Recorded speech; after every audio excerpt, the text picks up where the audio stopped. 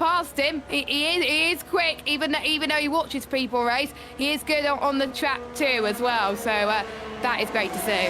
Yeah, absolutely. It's interesting. I mean, we've just had apologies to anyone who's had some technical issues for some reason. I think there must have been something that happened with Twitch because everything seems to have changed itself. So apologies there. If you had a little technical glitch, we are back. We haven't disappeared. I'm not sure quite what caused that, but that was just a little moment, a little sparkle there of connection loss. Not sure where that came from, but nevertheless, we are still live. Nothing has deterred us. Still currently watching the cars go around the track. Dirk Chocolate also out on track at the moment and making his way down through towards the final sector. Currently green in that middle sector as well. Still no one's toppled Devon Butler at this point. Of course, most drivers have been out on the intermediates, as is Dirk Chocolate right now. My guess is that he might well come in and set his next few laps out on slick tyres, which he will do because we've only got near enough 8 minutes to go here in this session. We have got other cars out and about as well, including that of Alex Budd, who's making his way around through the next fast-paced left-hander as well. Devon Butler, incidentally, though, has lost his purple first sector. I think it's been taken away from him. Now seeing the cars make their way through.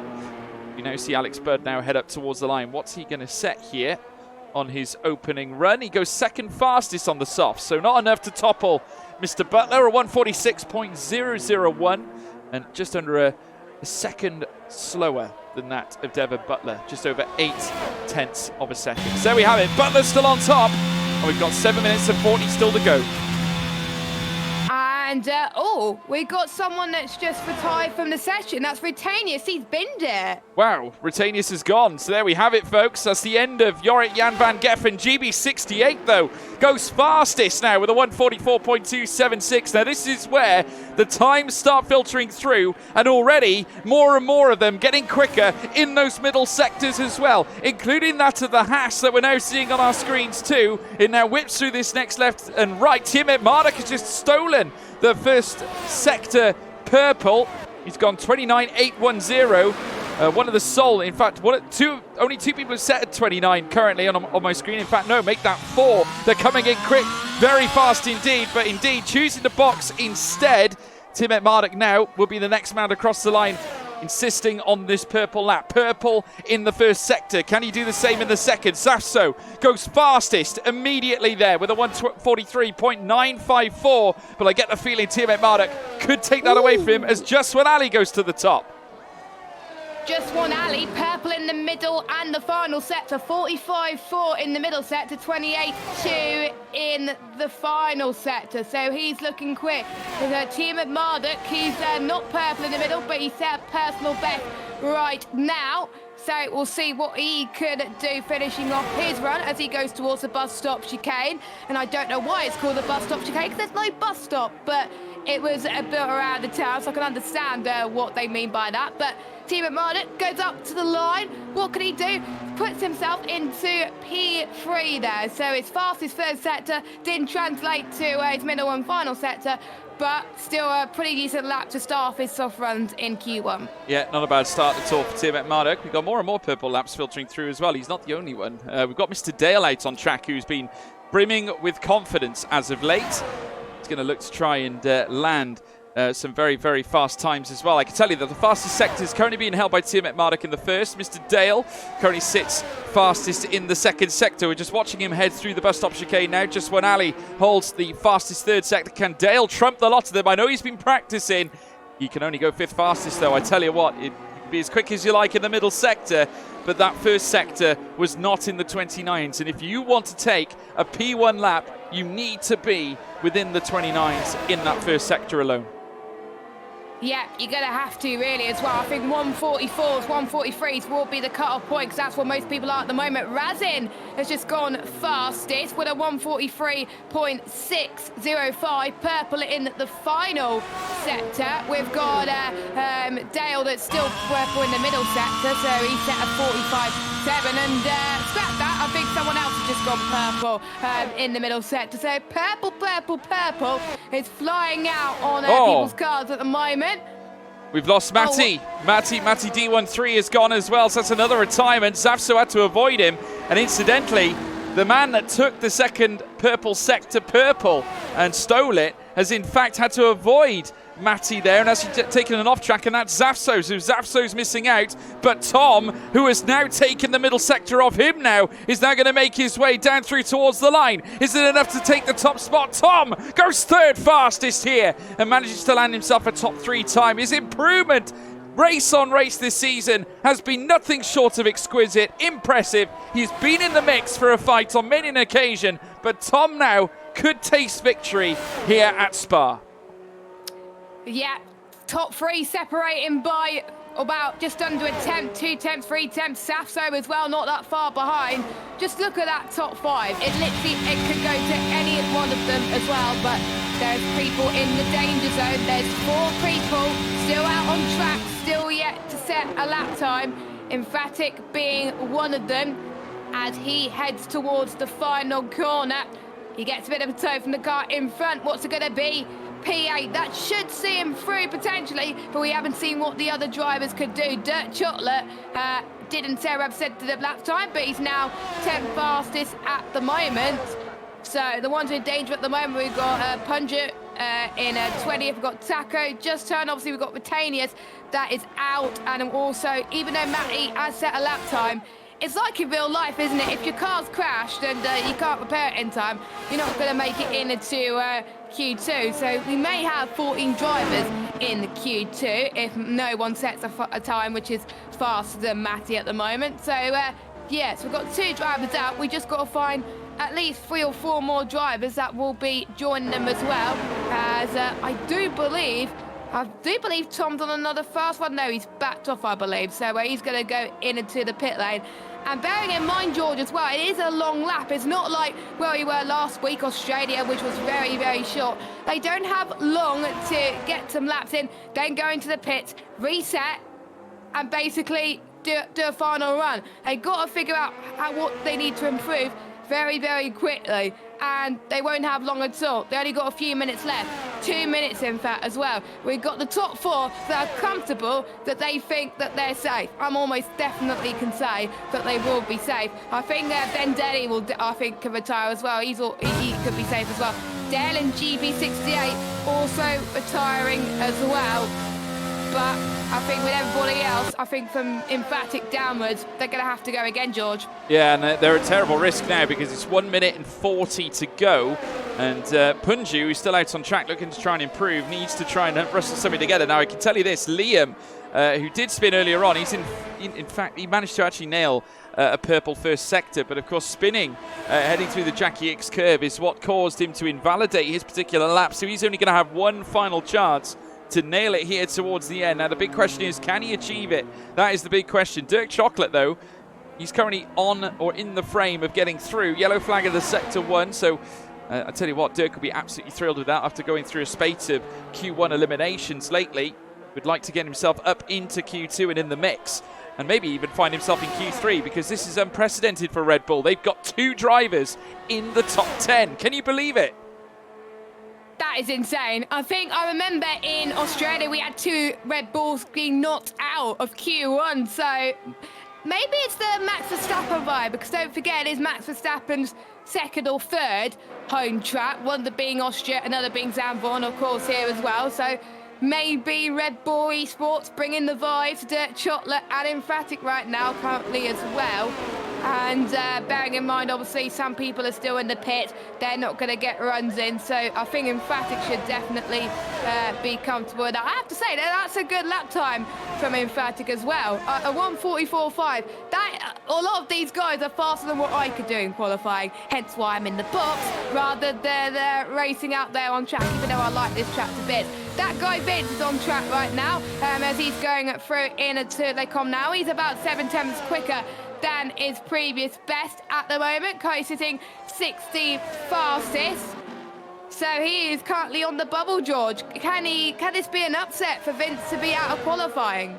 Well, you'll hope so. I mean, I am keeping my eyes as well on Meraki, who is, of course, the former winner of the Belgian Grand Prix, and he is currently setting a 29.818 in that first sector himself as well, so do not count him out. Tel Taco Man has gone 9th fastest as well, now making his way through the Lavagnier chicane, and he'll make his way down it through towards this next right as well. Liam has gone 7th fastest, a very good time indeed, a 44.245. Could keep him safe, at least for now, as we now see the cars make their way down through towards the final sector. Now, this is, of course, Meraki, who's currently sitting in the elimination zone, doesn't want to stay there. If he does go faster, though, he will eliminate his teammate out of it, even though he has crashed out. He's going to be gone anyway, Matty, unfortunately. But if Meraki can nail down this lap time, which certainly looks promising here for the Williams, it'll certainly put him in good stead as he heads now down towards the line. Is it safety? Him? Yes, it is. Second fastest for Meraki, set to 1:43.684. And how about that? 84,000, 79,000 even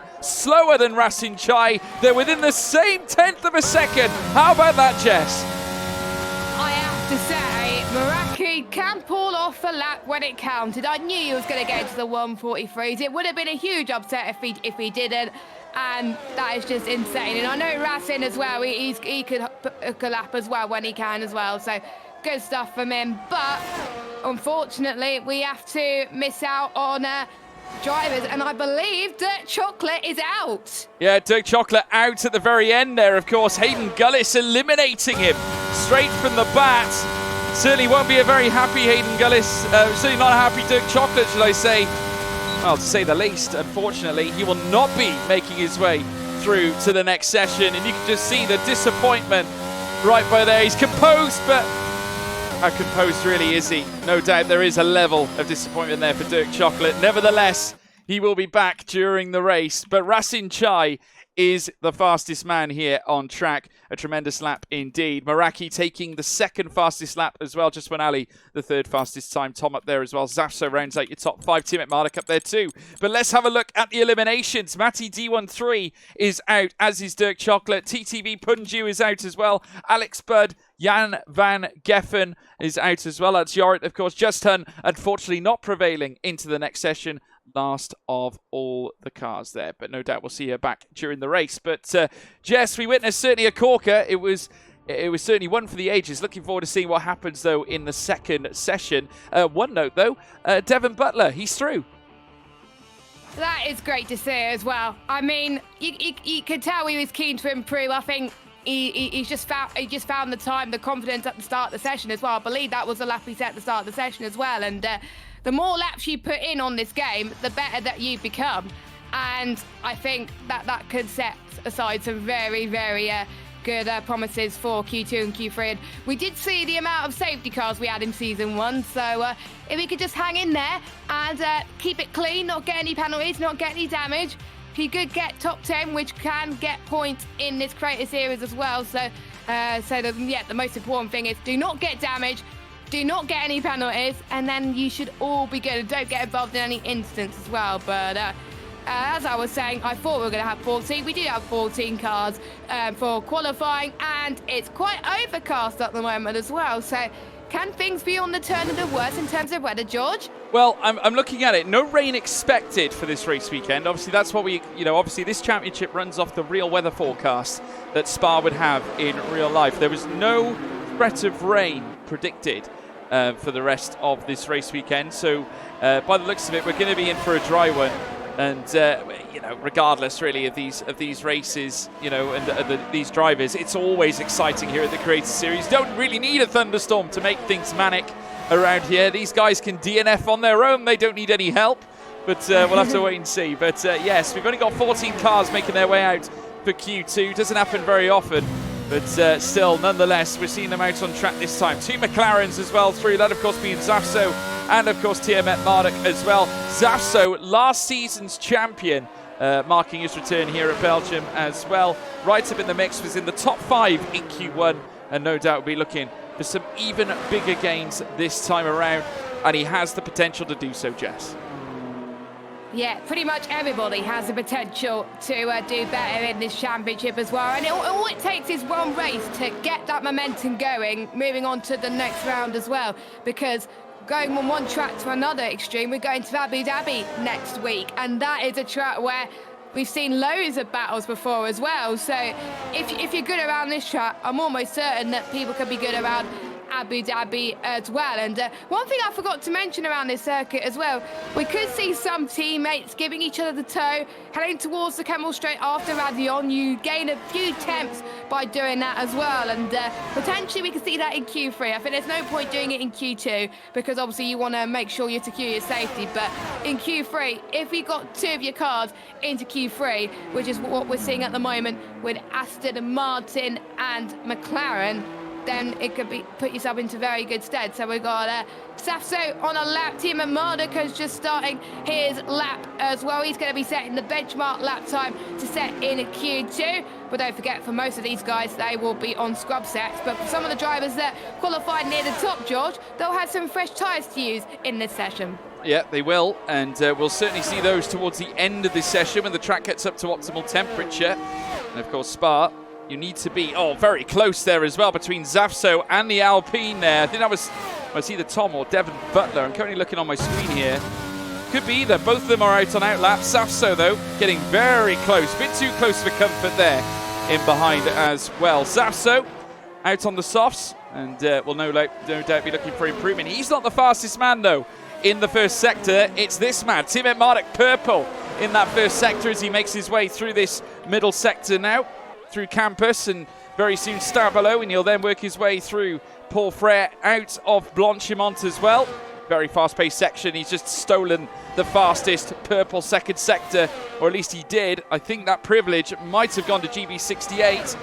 To wait and see. We'll just see whether the Aston Martin's going to nail the first lap time of the session. Tiametmarduk just in behind him, of course, as we now see them make their way up towards the line. Is Tiametmarduk going to launch his brigade for top spot here in Q2? He certainly will, I think. He does. Purple in that third sector, vital. Safso as well, about to cross the line. He's going to come and join his teammate as well. We've also got, as I alluded to before, GB68 as well as Mr. Dale. Mr. Dale going second fastest, but Safso has taken the purple second sector away from his teammate now as he heads through the bus stop chicane up towards the line.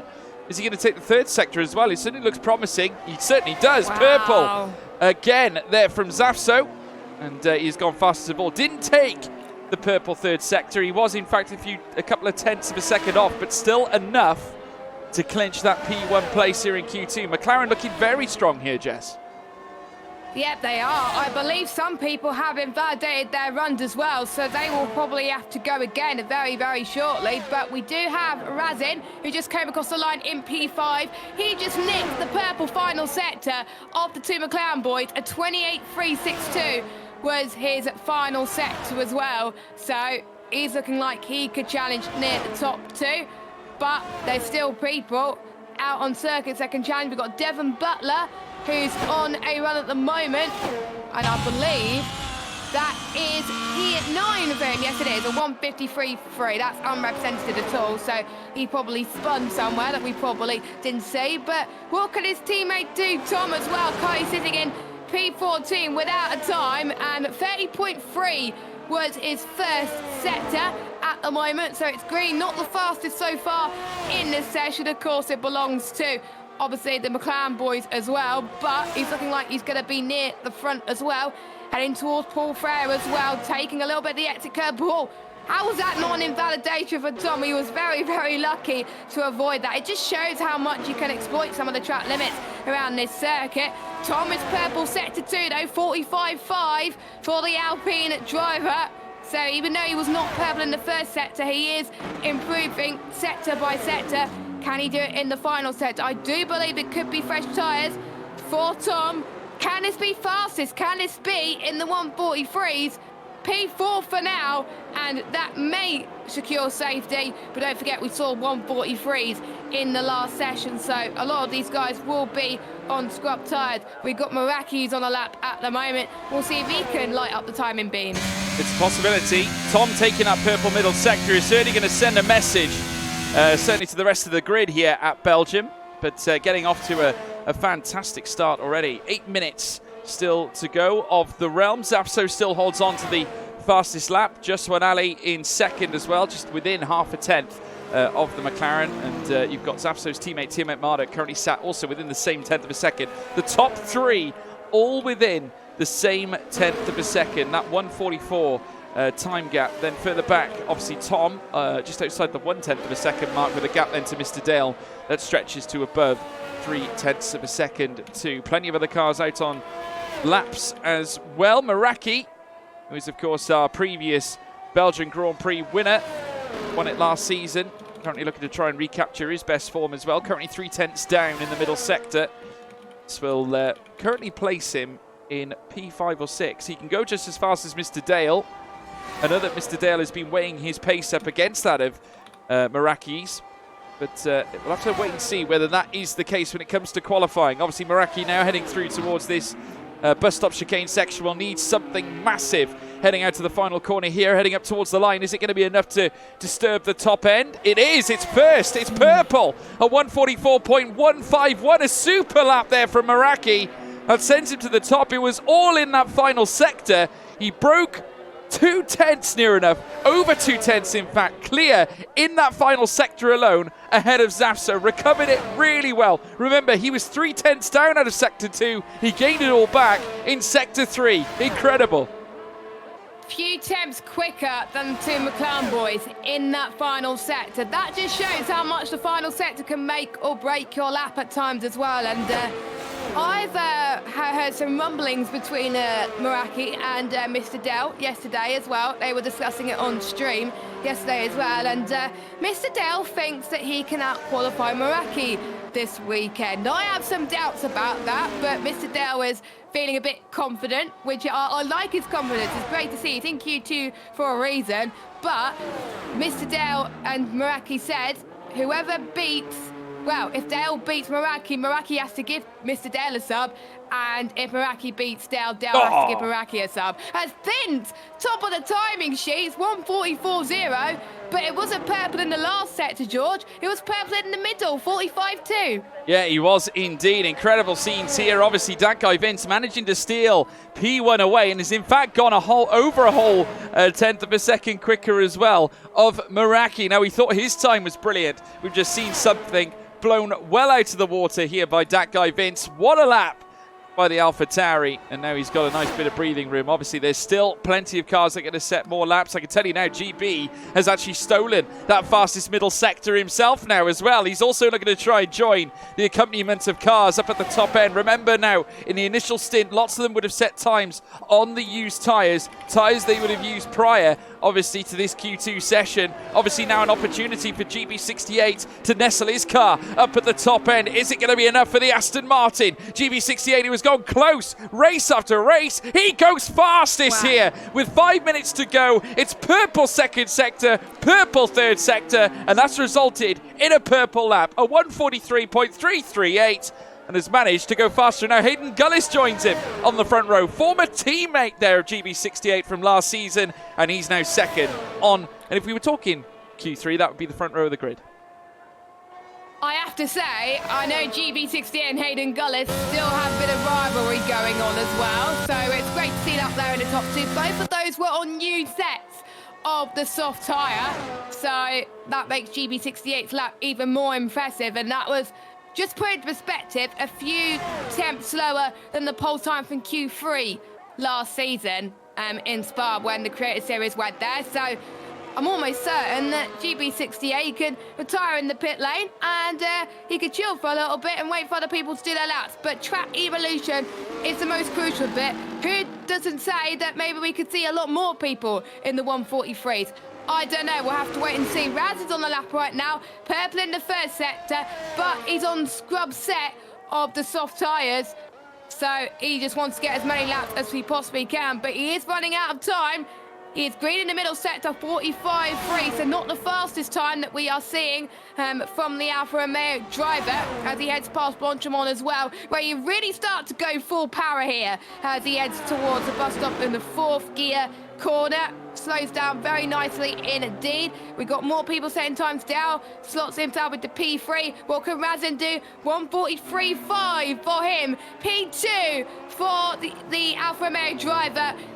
The fact that he was yellow, I believe, in the final sector. He did improve in the final sector, but he found a lot of time in the first and the middle sector. There's people in danger, though. Devon Butler, Tacoman, we've got Emphatic, and Liam. Those 4 are in danger of going out if they do not improve. And we got 2 people that did well last week in the bubble, George. Tiametmarduk and Tom. Yeah, Tiametmarduk right there on the bubble, at risk of being eliminated. He hasn't set a lap since that first run from earlier on, so do not count him out. And I can tell you this, folks, I believe he did use a set of the scrubs, I think, at this point. But we'll obviously wait and see what he enlists now on his next run. So keep your eyes peeled. Tiametmarduk will be making a reappearance very shortly. More and more cars, though, heading out on out laps. I can tell you this, that certainly Infratic and El Taco Man have headed out on fresh laps as well.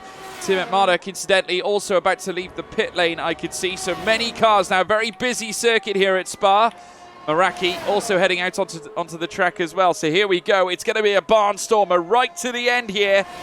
We're now waiting for more and more of them to peel out of the pit lane. As they do so, it's all bets are off here at this point.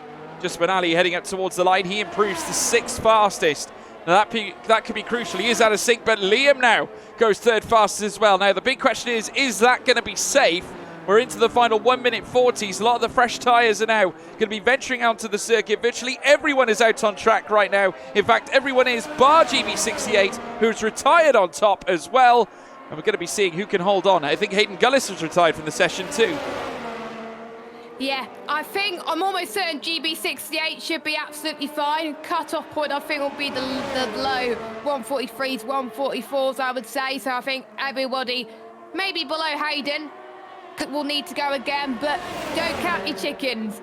Anything can happen in Formula 1, and it usually does. And we know that track evolution could go very, very quickly indeed. We've got a minute left to go.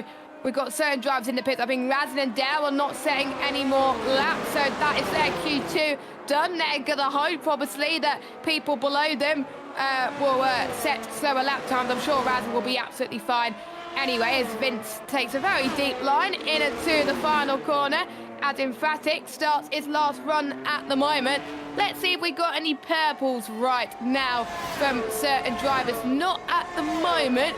We're seeing not many people improving, actually. We've got Taco, who is on a lap at the moment, and he's invalidated. He has invalidated. I don't think he's going to have enough time to go again. So, George, we already lost our first driver from Q2, and that is the Ferrari man of Taco Man. Yeah, he is out, certainly at this point. I can't see him setting a faster lap time than that, so I'd say that's one eliminee already confirmed. Still, though, lots of cars out on track looking to try and gain safety. The 2 McLarens right on the brink of losing their places here in qualifying. Certainly both Zafso and Tiametmarduk looking to build themselves up to the top end of this classification. Currently held by GB68, who set a 143.338. You definitely figure, due to track evolution, that certainly we're bound to see some improvements here in this late session. I can tell you this now, Tiametmarduk, purple in the first sector already.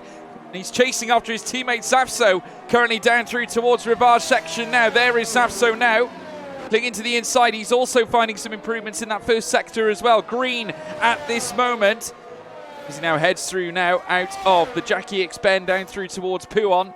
You want to try and hang tight to this as well. Got an update for us, Jess? Tom has invalidated.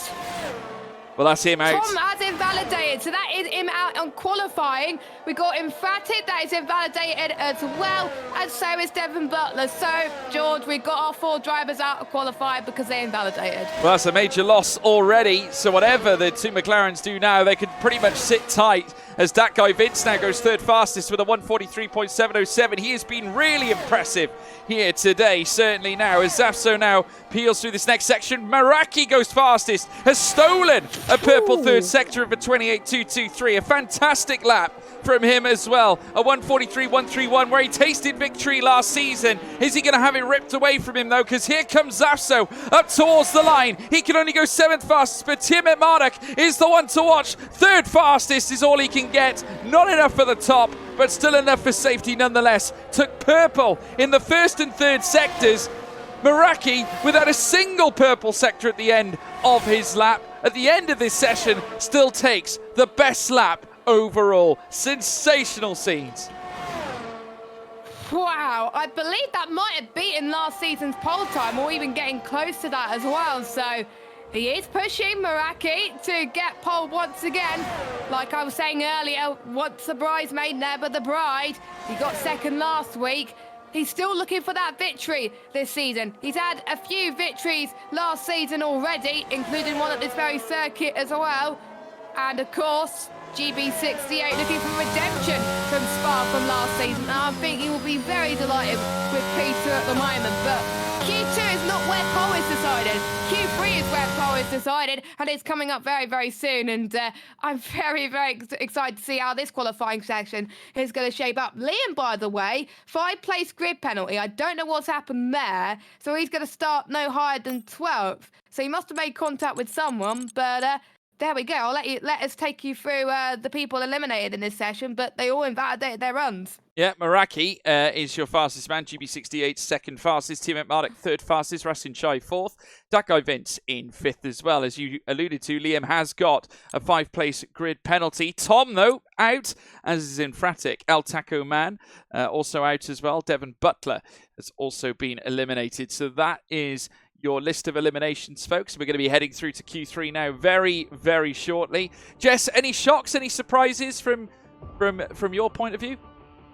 Well, I think the biggest shock has got to be Tom. He did a very good qualifying session last time out, and he was out. And if he didn't invalidate his lap, that would have put him through to safety. He'd done a 143.3, which would have been in the top 3 in Q2. So it just goes to show one small mistake, and if you just go off the curb ever so slightly, you would invalidate a lap. So it's very important to get it right. It's a shame for Tom, but we know he can climb his way back in the race. We know, obviously, someone put it in the chat that we could see some safety cars. Tom can get back in this. It's not over. It's a track where you can do loads of overtakes. He's just going to sit tight, hang fire, and see what he can do in the race. But Q3 is upon us. It's time to get your predictions in the live chat. It certainly is, folks. Let your predictions, filter through the chat. Let us know who you think is going to take pole position. Jess, what are your thoughts? Do you think it could go Meraki's way? I'm going to stick with what I said before qualifying. I think with that lap time he produced in Q2 was sensational.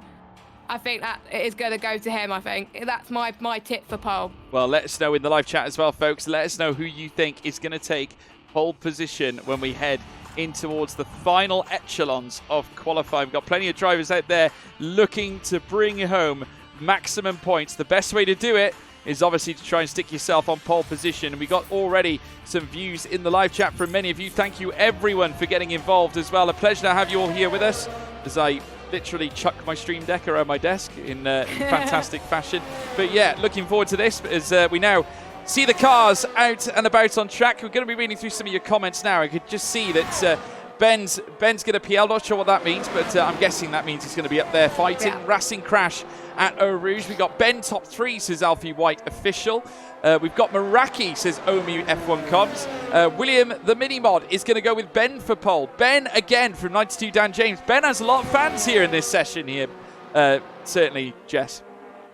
There's more saying Ben. I think we got Bobby the Riffle that's saying Ben. We got Fletch that's saying Dale as well. Omi's going for Meraki. So yeah, I think that there is definitely a little Ben fans because obviously he won the race last week, but not many people have won 3 from 3 in the Creator Series. Alex Giddon has won a few races in a row, and obviously with Alex not here tonight, Tiametmarduk is looking to beat Alex Giddon's record here tonight, of course, as well. And Jamie is thinking a surprise Dale pole as well. I'm actually the biggest surprise I'm actually excited to see is Dale in the top 10. I don't think he made it out of Q2 last week, so yeah, a very good surprise to see Dale making into Q3. Could this be the week where he finishes the race, George? Yeah, well, we could find out. I mean, obviously he didn't have a very comfortable time at Australia. It all went wrong for him then. Safso already taking a purple first sector, and it's a brilliant first sector as well, a 29.9 already to kick things off here in Q3. So not wasting any time, already setting 29. So I can tell you that Tiametmarduk only a mere 8,000 outside of that first sector. So the McLarens really looking really strong out there. So Zafso holding on to that purple first sector. The question is, can he do the same in the second, Jess? We'll have to wait and see. Dale's looking very, very good so far, and that was almost running a bit wide oh, well. Welcome to Commentator's Curses with George Morgan. Yeah, well, Zafso unfortunately invalidating, as well as Mr. Dale. Mr. Dale did steal that purple first sector away from him. Rasin Chai now has the honour of taking the purple second sector. Tiametmarduk, incidentally, though, did have the purple first sector, obviously due to the fact that he did set a valid first sector, but I don't think it has actually come through. I think he might have actually invalidated his run too. So it's all down to Rasin Chai right now, who heads through the final bus stop chicane. Is he going to cross the line and take the spoils up at the top end already? As he now crosses the line, he certainly does at 43.814, but I have no doubt in saying that that time will be beaten. That will definitely be beaten as well. I think most people will be on scrub sets at the moment, so unless if you are near the front, you will get 2 to use in Q3. Don't forget, they will have a free set to use, given to them by Pirelli, so they should have at least 2 if they didn't do their final runs in qualifying, as a few people have been validated on their runs, so they're going into the pits very, very quickly. They do not have that long to go in Q3, a shortened session compared to everybody else, but we got one man that is out on circuit. We've got Tiametmarduk at the moment, a 29.908 in the first set. Meraki, by the way, ladies and gentlemen, has gone purple in the first sector, so he means business in the Williams camp at the moment, heading towards the middle sector now. We'll see if he can improve. 45.6 it was the middle sector, so not quite purple to match the guys around him, but he's still got time to find in that final sector. Vince comes across the line in second position, but he's still got more time to find in that AlphaTauri. But the man who is tipped my favourite to be pole position, heading towards the final few corners, can he snatch off Razan to the depth to set the benchmark in qualifying? The answer to that is yes, he can. 143.727 for the Williams driver, and I believe that is it for runs so far, because quite a lot of drivers have invalidated. Hayden Gullis invalidated. Liam, I believe, invalidated his first run.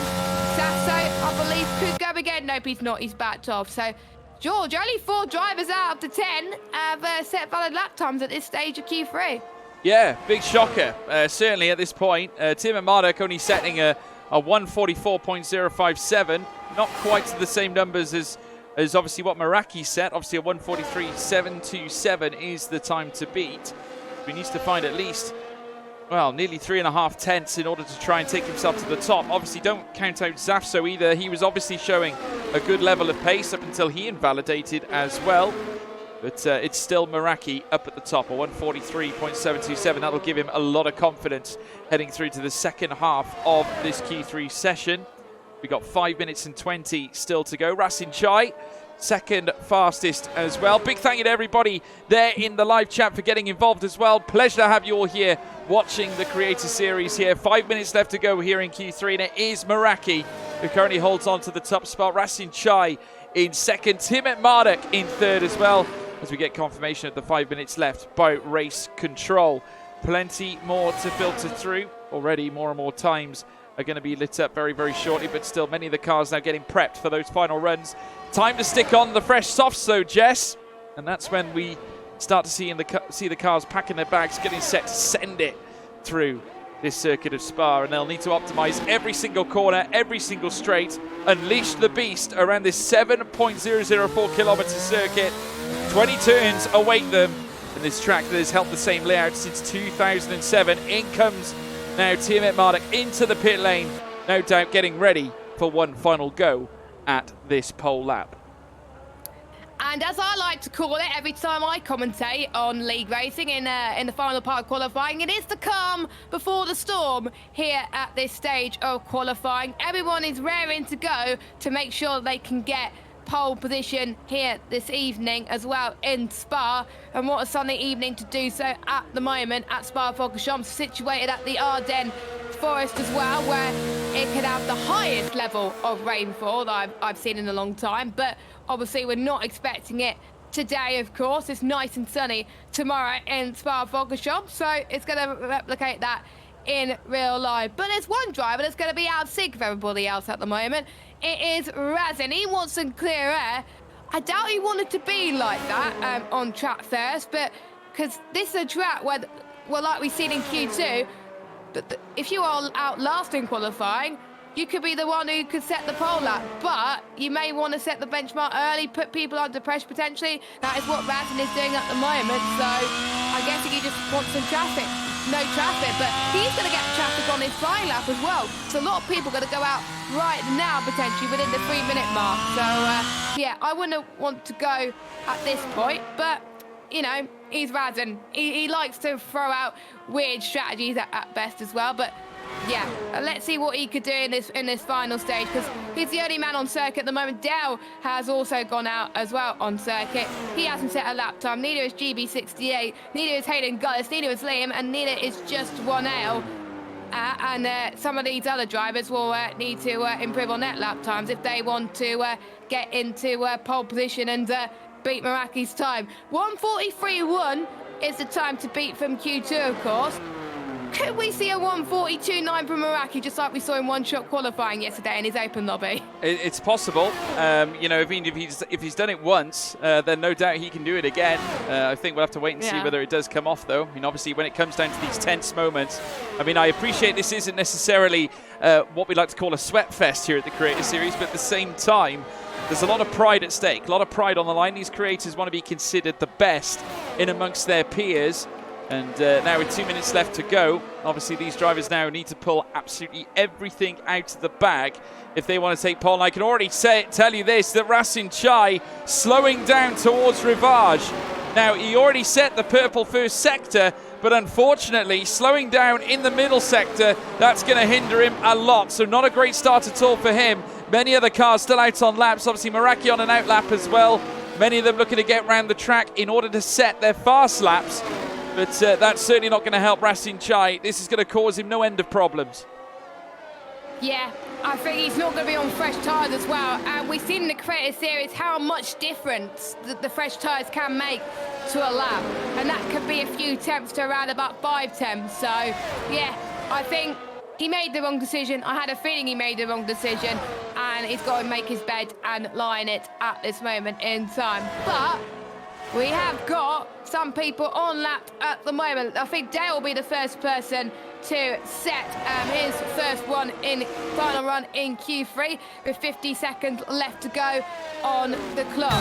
And it's a 29.943 in the first sector for Mr. Dale. So not quite faster than Meraki's first sector at the moment. He's not improving that much compared to some other drivers. Who's next? I believe it's just in the Ferrari. Just one Ali who obviously did well last season in the Creator Series around Belgium. He hasn't found much time at all. He hasn't even set a lap time, so it's hard to compare if he's purple. He's gone purple in the first sector, 29.805. And I think we'll see. I believe it's Tiametmarduk, or is it Safso that's on a lap? No, it's not Safso because he's invalidated on his outrun. So he's going to go again. It was Tiametmarduk, who is purple in the first sector, 29.7. The man who won last week hasn't got pole in a while. Can he be favourite to take pole and steal Meraki's thunder? Well, the chat thinks so. Well, he could well do. Mr. Dale has just taken the purple second sector as well. So I tell you what, the purple laps are flooding all over the place right now. Who's going to take the top spot? Mr. Dale, no doubt, is going to lift himself from P10. Heads up towards the line. He's just lost purple in the second sector. He goes fastest, though. Woo. Brilliant lap there from Mr. Dale. The pressure now asking questions of the rest of the grid. Just one Ali, who stole that purple second sector away from him. He is also having that stolen off him by Tiametmarduk. But where's Just one Ali going to figure after sector 3? Comes through the bus stop chicane. Can he topple Mr. Dale once again here in the third and final sector? He certainly does. A first 42 of this session. Tiametmarduk, though, threatening to go faster than both of them. Purple in the first 2 sectors. The final sector is all that remains. Where's it going, Ben Daly? It's P1. It's pole position, provisional pole. A 1:42.893, and that is a super lap time by Tiametmarduk. I'm watching Meraki at the moment. He's not purple in any sector. Tiametmarduk is beating him in every sector so far. So this looks like he could be put onto the front row. So Can he get pole at the death and beat Tiametmarduk? No, he is P3 at the moment. Safso has invalidated. Wow, okay, that was a weird place to bid it there, but we got Vince, who has improved just a little bit, and he's touched Safso's car. So I hope Hayden Gullis avoids that. Luckily he's invalidated, so I'll be going into the pits, but the chat seems to be right. 142. And Ben Daly has got pole position. And the reactions are priceless. Tom's reaction to that incident down the home straight. He just cost that guy Vince's lap. And that's Tom's reaction, folks. He cannot believe it. None of us can believe it. Certainly a lot of people there grimacing at the sight there of that car, those two cars making contact. Smiles on the faces of everybody here. Disaster has struck here at Spa-Francorchamps. And even Dirk Chocolate can't help but leave a laugh for that one. But Tiametmarduk is on pole position here for this Belgian Grand Prix here at Spa in the Creator Series. What a pleasure it is to bring it to you, folks. We're about to go racing very soon. But first of all, let's take you through the running order for this race this evening. We're looking forward to it just as much as you are. Tiametmarduk, the fastest man on track, has done it with a 142.893, nearly a whole tenth of a second faster than Just One Ali, who was absolutely brilliant. Nestling in that second fastest, just got beaten by the Aussie. Meraki, third fastest as well, with Mr. Dale in fourth. Those two literally joined at the waist, but the gap is quite significant between Dale and Meraki. But no doubt, I tell you what, it's not necessarily qualifying pace I'll have to watch during the race. Rasin Chai in fifth, got away with it in the end, really. He was out of sync right through the final session, but nevertheless has managed to qualify P5. That guy Vince in sixth. Zafso after that issue in seventh. Liam in eighth. Hayden Gullis, no time set in ninth. GB68, no time set at the back either. So a very, very interesting, intriguing qualifying session. Tiametmarduk taking pole. Looks good value to make it 3 from 3 here, Jess. Yep, he's looking like the favourite at the moment, and Meraki just stole the final sector away from him at the death, 28-0. So not quite purple in every sector for Tiametmarduk, but I could tell he was putting the practice, and by the way, he was, I think, one of the last to join the lobby, I believe, as well. So you could tell he was sweating as well, but it's not about qualifying, it's about the race. We've got pretty much the epitome of league racing here today in the Creator Series, where we could see lots of overtakes, lots of safety cars, breathe safety cars. Remember what happened last season? I think we had too many safety cars to count. Australia last week as well. We had, I think, about 6 safety cars, I believe. It's every race at this point. It's every race. It's every race we have it's safety every race. cars. We're used to it. Exactly. If we have no safety cars, I'll be very, very surprised. But yeah, we are about to get underway. We now want you to get your predictions for the race. And by the way, I'm looking at the qualifying times. Top 3 separated by just under a few tenths. Tiametmarduk, Just One Ali, 1 tenth separated between them, and Tiametmarduk and Meraki are at about 2 tenths as well. No one could topple the top 3. I think it could go down to any one of those as well. But can we see a surprise maybe for the guys who didn't make it into Q3, or maybe the ones who didn't get a lap set in Q3? We'll have to wait and see. But 44 laps await the drivers as well. The drivers are on the formation laps, and we get to see what tyres the drivers go on.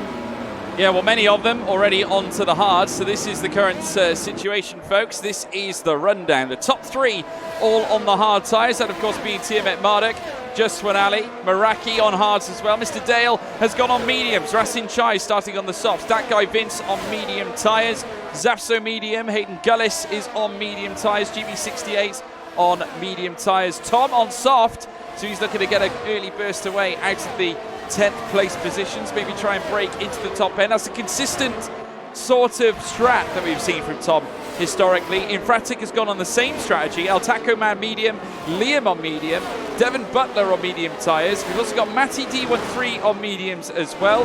Dirk Chocolate has gone on hards. Hunju has gone on softs. Alex Bird on mediums. Jari Jan van Geffen is on softs. And Hun is on softs as well. So quite a sprinkling of different compounds here for this race, guys. Let us know in the live chat, please, folks. Career Series fans out there, are you ready? Let us know in the live chat who you think is going to win the Belgian Grand Prix. Is Ben Daly going to take pole and a win? Is he going to go 3 from 3? Let me know. Is Meraki going to do a double at Spa? He's going to take the win as he did last season. Do it again this season?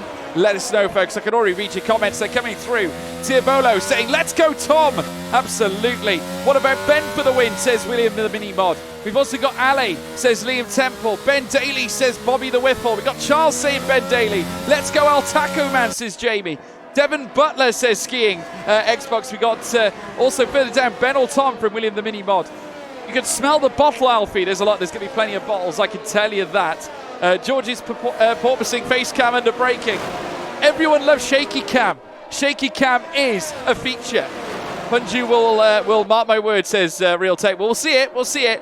Dale says Omi as well. I'll tell you what, loads of different suggestions here, Jess. I'm going to ask you to lay it on the line now. Get off that fence. Tell me who is taking the win here tonight. Oh, I don't know. You put me in a very difficult position. I'm gonna go. I'm gonna go Meraki. I'm gonna keep my. I made my predictions before the race. I'm gonna stick to it. I'm not a person that backs out my predictions, so. But I don't want to see someone dominating. I want people to fight for the win today. As a tradition in the Creator Series, we see people spinning in the formation up to get their tyres up to temperature. Absolutely love it. Absolutely. A little pirouette before they get started. And they're about to get it underway. Formation lap has come to an end. The cars now lining up on the grid. The green flags being waved by the stewards on the left and right hand side.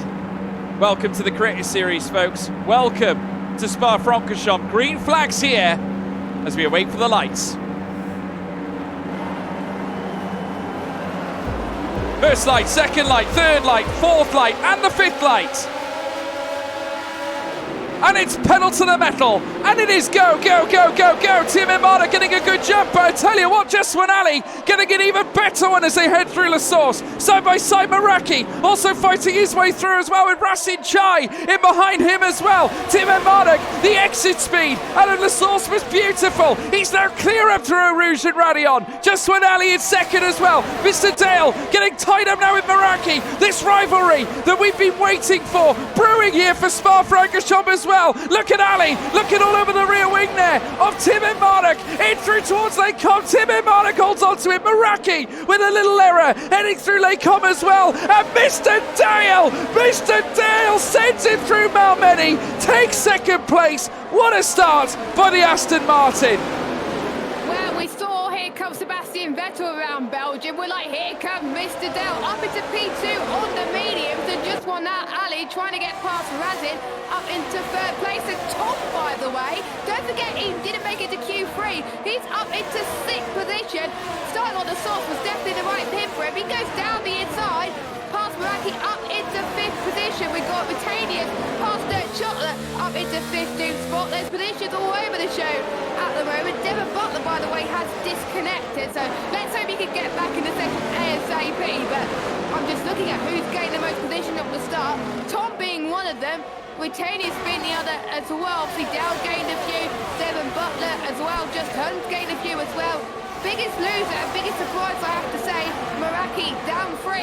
He started third, he's down to 6th, George. Yeah, he is emphatic. Also sparring it out here right now with Devon Butler. We've got GB68 there late on the... Oh, my goodness me! Oh, wowee! That was Devon Butler late on the brakes. I mean, that's an understatement. Look at this carnage here. Heading out to the bus stop chicane. There must be damage there somewhere. Devon Butler losing all composure as he made his way down through towards bus stop. He's late on the brakes again. Oh, my goodness me. Now, in any planet, that is a red flag.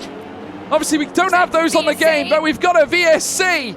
Oh, my goodness me. Devon Butler. I mean, generally, butlers go to butler school. This man needs to go to driving school. I tell you what, nonetheless, a VSC has been called here at Spa, and El Taco Man is out of the race. I'm surprised there was no safety car after all of that. Don't forget it's set to increase. I was very shocked as well. Shame we lost one driver. Well, we saw obviously Devon Butler having some issues with Aiden Jackson in breaking point. I wonder if he's forgotten how to race and maybe take a tackle out. But I I don't know, but it's a shame. He needs to compose himself now for the rest of the race. But VSC, they got to warm their tyres up really, and I think the ones that benefited from the carnage was Alex Budd. He's up 5 places from the restart. He's up into 13th spot in that AlphaTauri, and he's going to chase down Dirt Chocolate anytime soon as well. And luckily, it shows qualifying is important in the Creator Series, because the higher you are, the more you're going to avoid the carnage pretty much as well. And yeah, I think a lot of reaction in the live chat is just showing how crazy that was, and that's what the Creator Series is. It certainly is. I mean, naturally, we do have our fair share of memes as we now head back racing again. Tiametmarduk still with the advantage. Mr. Dale getting a lovely start. He wasn't kidding when he said he felt prepared coming into this weekend. He's looking good, but runs it wide there, heading through the first part of the bus stop as he now peels on through. Look at this as well. Tom coming close here with just one alley, who has lost out considerably since the start of the race. He had a great start. Look at this as well. We got side-by-side action between Rasin Chai now and Mr. Dale. Side-by-side on the exit now of the La Source corner out of turn 1, heading up through towards turn 2, and very soon 3. Eau Rouge and Radion beckons as the Aston Martin, mean in green, Mr. Dale under pressure here from the encroaching Rasin Chai on the soft tyres as they now peel through. DRS has opened up for all of them, heading up through now towards Lake Com. Mr. Dale looking down the inside now as they come together, but Ben Daly, Tiametmarduk holding on but with dear life, doing his utmost to keep Mr. Dale from making moves. But look at this now from Rasin Chai, heads through now out to Rivage corner. He has the upper hand, the Tiger line now heading through that section, now heads through Jackie X, the Alfa Romeo into second place. Rasin Chai, a man on a mission. He definitely is as well, and don't forget, due to the fact that we have so little laps around this circuit, the soft can last quite a bit around it. Only 13 laps though, so Rasin has got to make some moves ASAP. And just to bear in mind that the delta times, 1.4 seconds is difference between the hards and the softs. So Rasin, he's got to go for it, absolutely take some risks and try and send it to get past Tiametmarduk and lead this race, because otherwise he's going to get swamped later on in the race as well. And Tom has got to do exactly the same thing as well. He's up to 4th, and his straight line speed, I have to say, is incredible. But there's other drivers' straight line speed that are even more incredible up front as well. So watch Rasin then, heading towards bus stop. Tiametmarduk, as you can see, is gaining ever so slightly. But if Rasin's got to go for the move, he's got to do for it when he's got DRS. I think he'll go for it in the Camel Straight. He can't go for it here because otherwise Tiametmarduk will have the DRS going into that. But Tom has passed Mr. Dale, or maybe he has. Yes, he has. Tom is up into 3rd place in this Belgian Grand Prix, but Dale is not giving up here without a fight on those medium tyres. But Rasin is going to go for the move, heading towards the Camel Straight. Then can he take the lead of the Belgian Grand Prix off of Tiametmarduk? The answer to that is yes. Rasin is leading, but Tom is still up to 3rd. Dale can't get past Tom.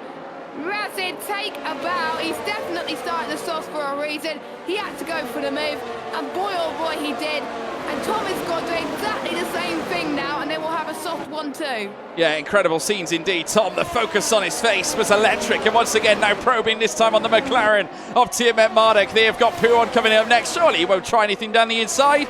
Not this time, Tom. He's not. Certainly, I tell you what, he's been sensational. Certainly the progression from this young man. Alpine Esports ambassador, of course, has qualified as well for esports in the past as well. He does have pace, but has obviously been mainly a content creator for quite some time. Oh, Dale! No! Dale, no! Dale's gone! Oh, no! We just saw him losing it, heading through the next round. That is a safety car. A safety car, lap 4 of 44. And when we ask the question, is Mr. Dale going to finish this race at Spa? Is he going to break his duct? Oh no, he is out here of the Belgian Grand Prix. Heartbreaking scenes, and another telling off from Arya inbound, I think, Jess. Yeah, we should get Arya racing in the Creator Series. I think she'll do a lot better than Mr. Dale at the moment. Tom's in.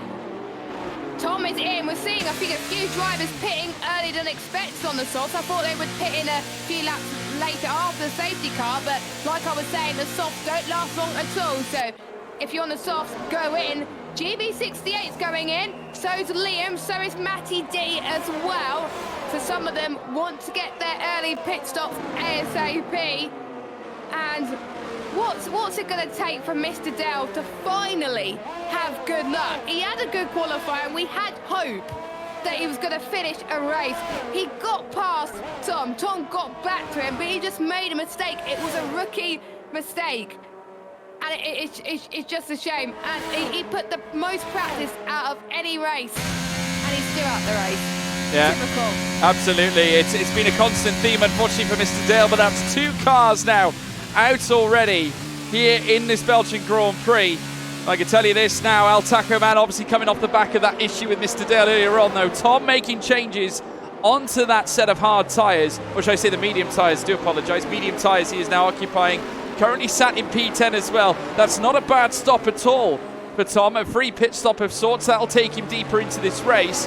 And he is just behind Racine Chai as well. Of course, Racine Chai, who was fighting with Tiametmarduk for the lead of the race. Obviously, no need for Tiametmarduk to change tyres. He, of course, could stay on the hards. And this could, in fact, help out Tiametmarduk because obviously he wants to stay on the hards for as long as possible. Therefore, he can then change onto a faster set of tyres towards the end of this Grand Prix. This helps out either driver. Hence, this race can go either way at this point. So keep your eyes peeled, folks. This is far from over just yet. Hayden Gullis as well in the dizzy heights of 4th fastest as well. 4th in this classification.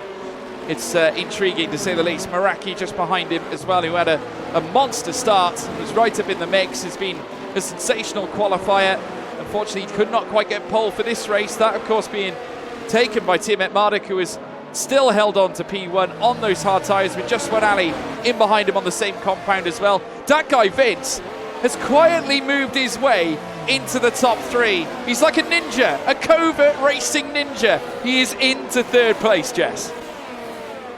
I think Vince, the guy that I've started to get to know when he first started content creation, where he only had a few hundred followers, and now look where he is now. He's keen to improve, and he's in 3rd just by avoiding the carnage. Now, we've got...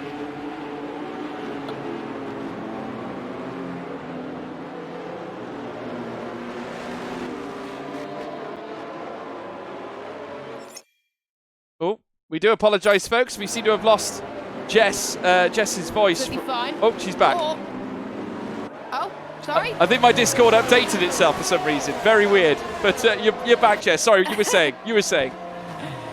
Yeah, I'm not one off my... I forgot where Discord cut off. I'm not entirely sure. But anyway, the strategies are on offer today. If they started on hards, they could go long, maybe 25 laps potentially. They can go as long as 34 laps, potentially go on a set of soft to the end. But the optimal strategy, if they started on hards, 25 laps on the hards, and then pit onto a set of mediums until the end of the race. If they started on mediums, they have 2 options. They can either do mediums for 19 laps and hards the rest of the way, or they could do 2 medium stints for 17 laps and then go on the soft, which a safety car could be likely at the end of the race. So maybe a 2-stop will probably be the best option. There's some people that have done more than 2 stops, by the way. They'll probably be going on a different strategy. Devon Butler, by the way, has gone on softs, and he's been a very naughty boy, George. He has got a drive-through penalty. Yeah, I think there must have been some... that must have something to do either with the incident that he caused earlier on, or it might have something to do with something in the pit lane. Safety car. Yeah, well, there we go. I think he's still got some adjusting to do. Obviously, Devon Butler up to his old tricks, trying to manipulate the stewards. I did allude to him perhaps not being anything like his character earlier on, but I'm afraid to say that maybe some of the traits do carry over in some degree. But Tiametmarduk still leads the way and has done so brilliantly. Safety car still out and about, and he's going to be making his way down through towards this next right. Bernd Mailander is going to be getting his money's worth yet again. Still out on track, but it looks like now the safety car is going to peel off and get us ready to get back underway as well. Just when Ali in 2nd, that guy Vince managed to get himself in. A penalty has been issued to Devon Butler of 3 seconds as well. He's racking up the naughty boy points here as we're now seeing the cars make their way down towards Blanchimont. They've then got the bus stop chicane coming up after this one as well. Ben Daly will take them round, and he is effectively the safety car in this situation at the moment. Just when Ali getting the tyres furiously warm in behind, with that guy Vince as well in 3rd place. Hayden Gullis in 4th. Meraki still there in 5th as well. Sapso in 6th. Dirk Chocolate up to 7th as well. Having a wonderful race so far. Obviously, there's been a few pit stops already because we're only on lap 6 of 44. Still plenty more to come, folks. Sit tight. As now we're seeing Tiametmarduk make his way down through towards the bus stop chicane. And without any further ado, exiting the final corner, he's going to go and put pedal to the metal for the 2nd time in the Belgian Grand Prix. It sends it down through towards La Source now. Just when Ali in behind him too. That guy Vince still holds on to 3rd place, but I think might have a nice run out of turn 1. And just when Ali, a little messy, a little twitchy, heading out to turn 1 as well. Meraki is also not safe. Sapso probing that rear wing on the Williams as well as they head up through a Rouge and Radion. Tiametmarduk now has broken a whole second here ahead of Just When Ali as they peel up through the Kemmel Straight. He's now got that guy Vincent behind. Tom already trying to make places as he's run side by side with Jori Jan van Geffen, who now inadvertently sees himself battling with GB68, and GB is up into 11th as well. A monster start there for Tiametmarduk though, Jess. He built a gap and sent it here at the restart.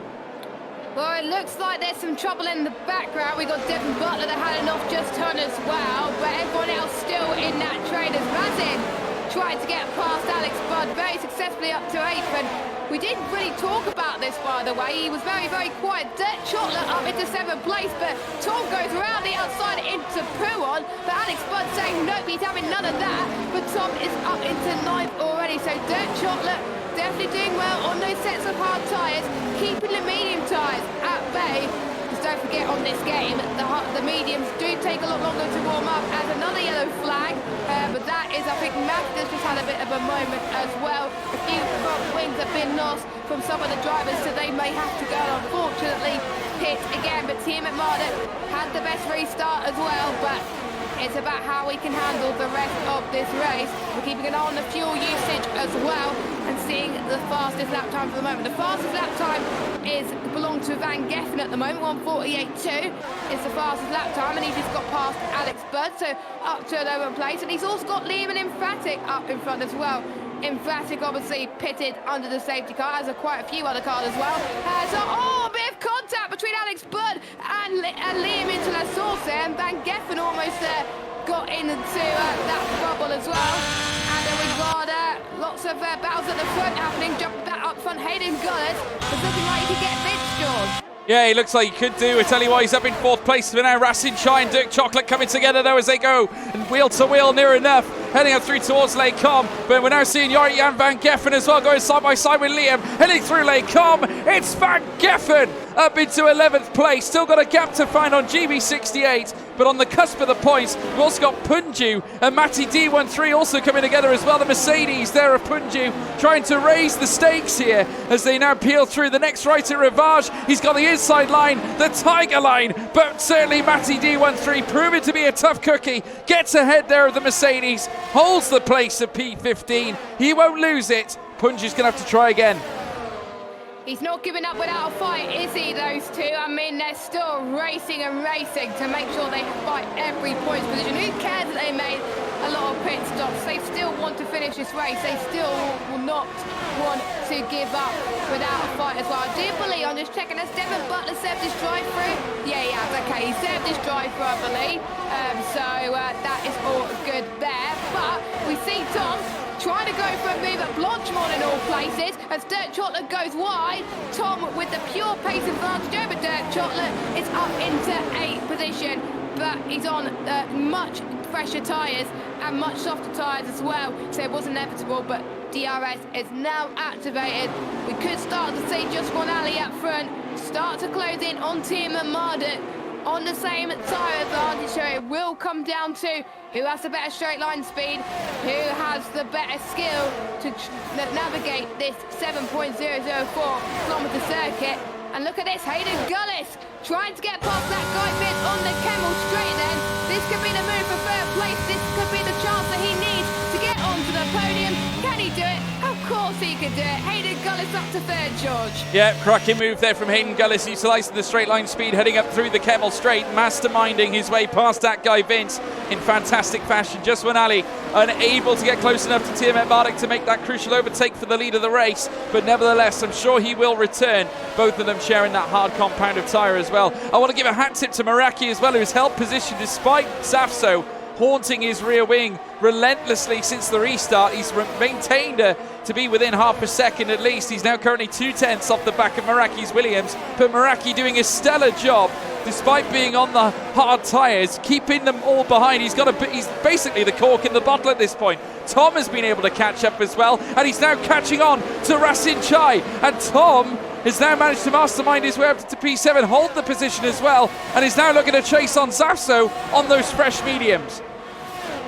Who says that qualifying is important? Well, Tom doesn't think it's important. Tom thinks that he can overtake, and he's really keen to go for some moves, and I think Safso is keen as well. So one of them has to blink first, and Tom's going to blink first. He's going to go for the set. This could have been disaster for Tom, but he leaves enough space for Safso heading towards the start-finish straight, and Tom once again is up another position, and Safso was compromised there, and he's now going to be passed by Rasin Chai heading towards turn 2, and Safso is down in the 8th position. Unfortunately, Safso being on the older tyres did not help him one bit.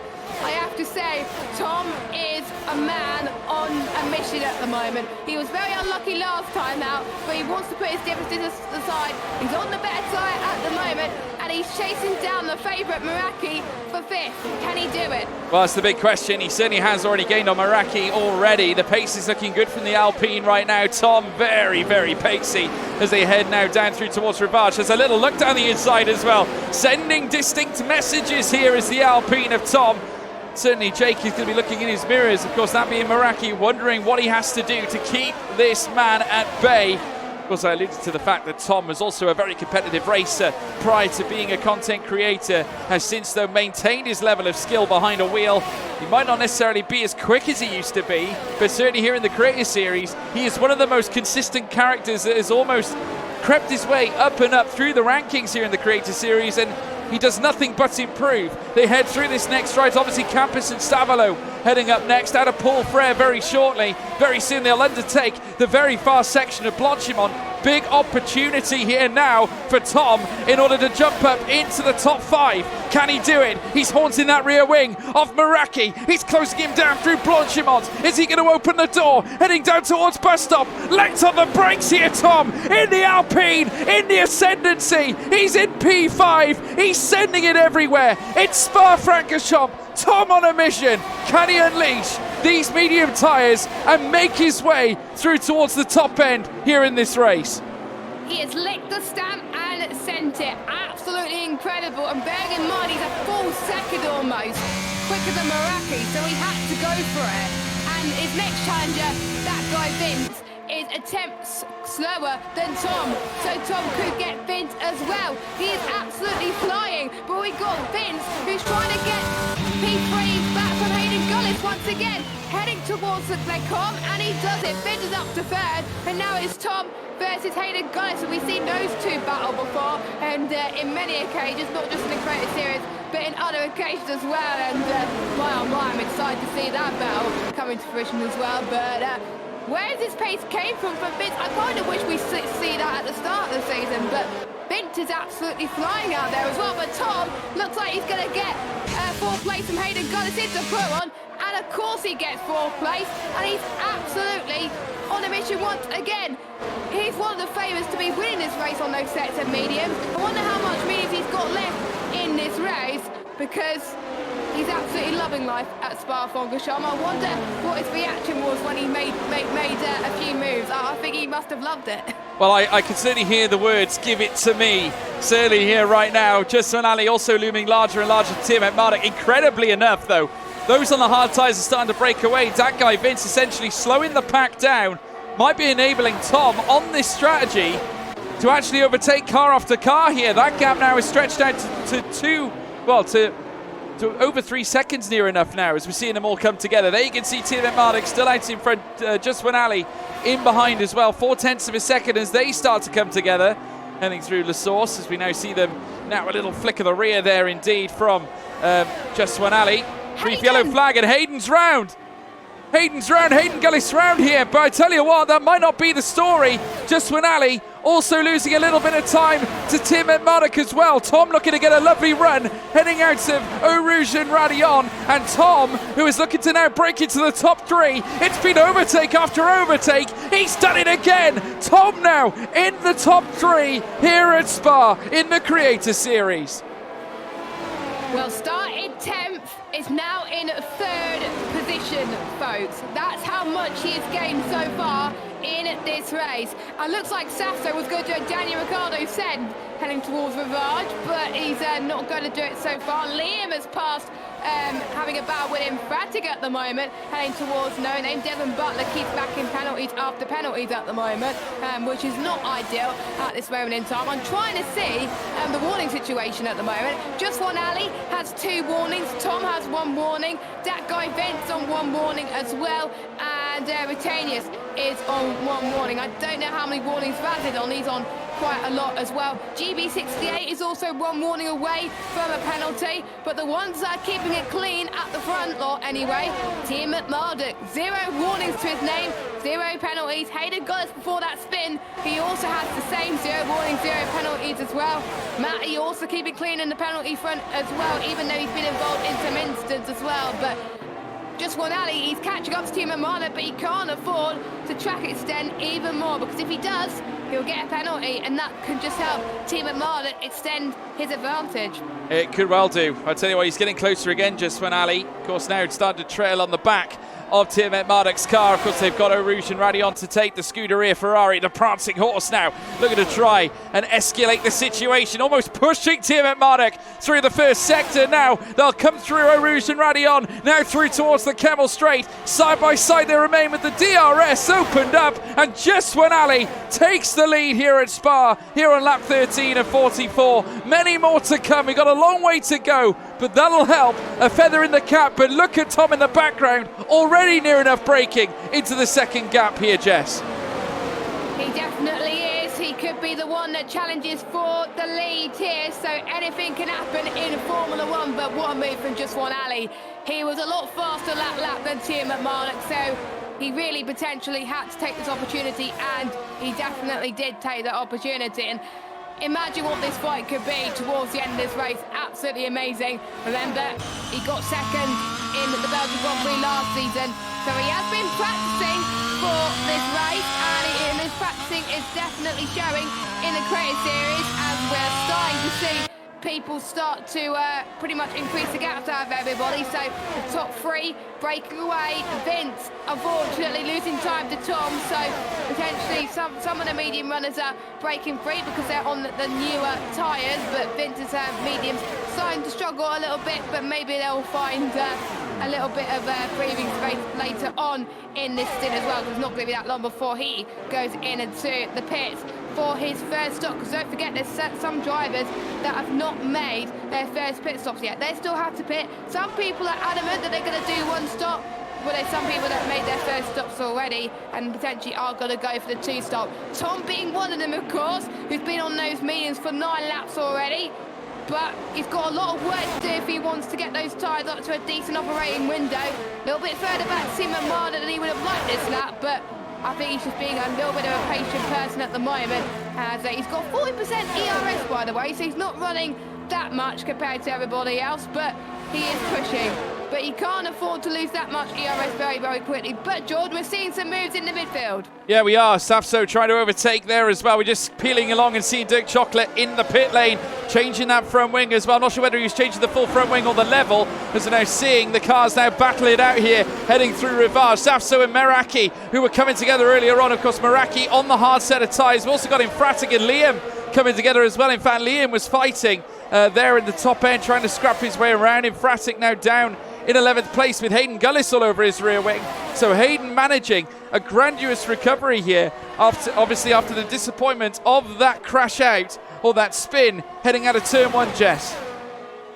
Yeah, I mean, I think there's a lot of people struggling out here today due to the high track temperatures as well. 29 degrees track temperature, 20 degrees air temperature, yellow flag That is Mercedes has had a bit of a spin. That Punju. is the other Punju, unfortunately, that's had a spin. So he's struggling out there today. It's not typical. As soon as we talk about spins, someone has spins. So I think Punju is going to hate me after the stream for saying that. Dirt Chocolate, by the way, has box. He's onto his set of medium tyres. I believe it is his first stop because he was on the hards for 13 laps. So he's definitely, I think, going for a 2-stop, maybe a set of soft tyres for the end potentially as well. And Tom, by the way, 1:47.8 was his fastest lap in this race so far, which was a few tenths quicker than Just One Ali and a few tenths quicker than Tiametmarduk.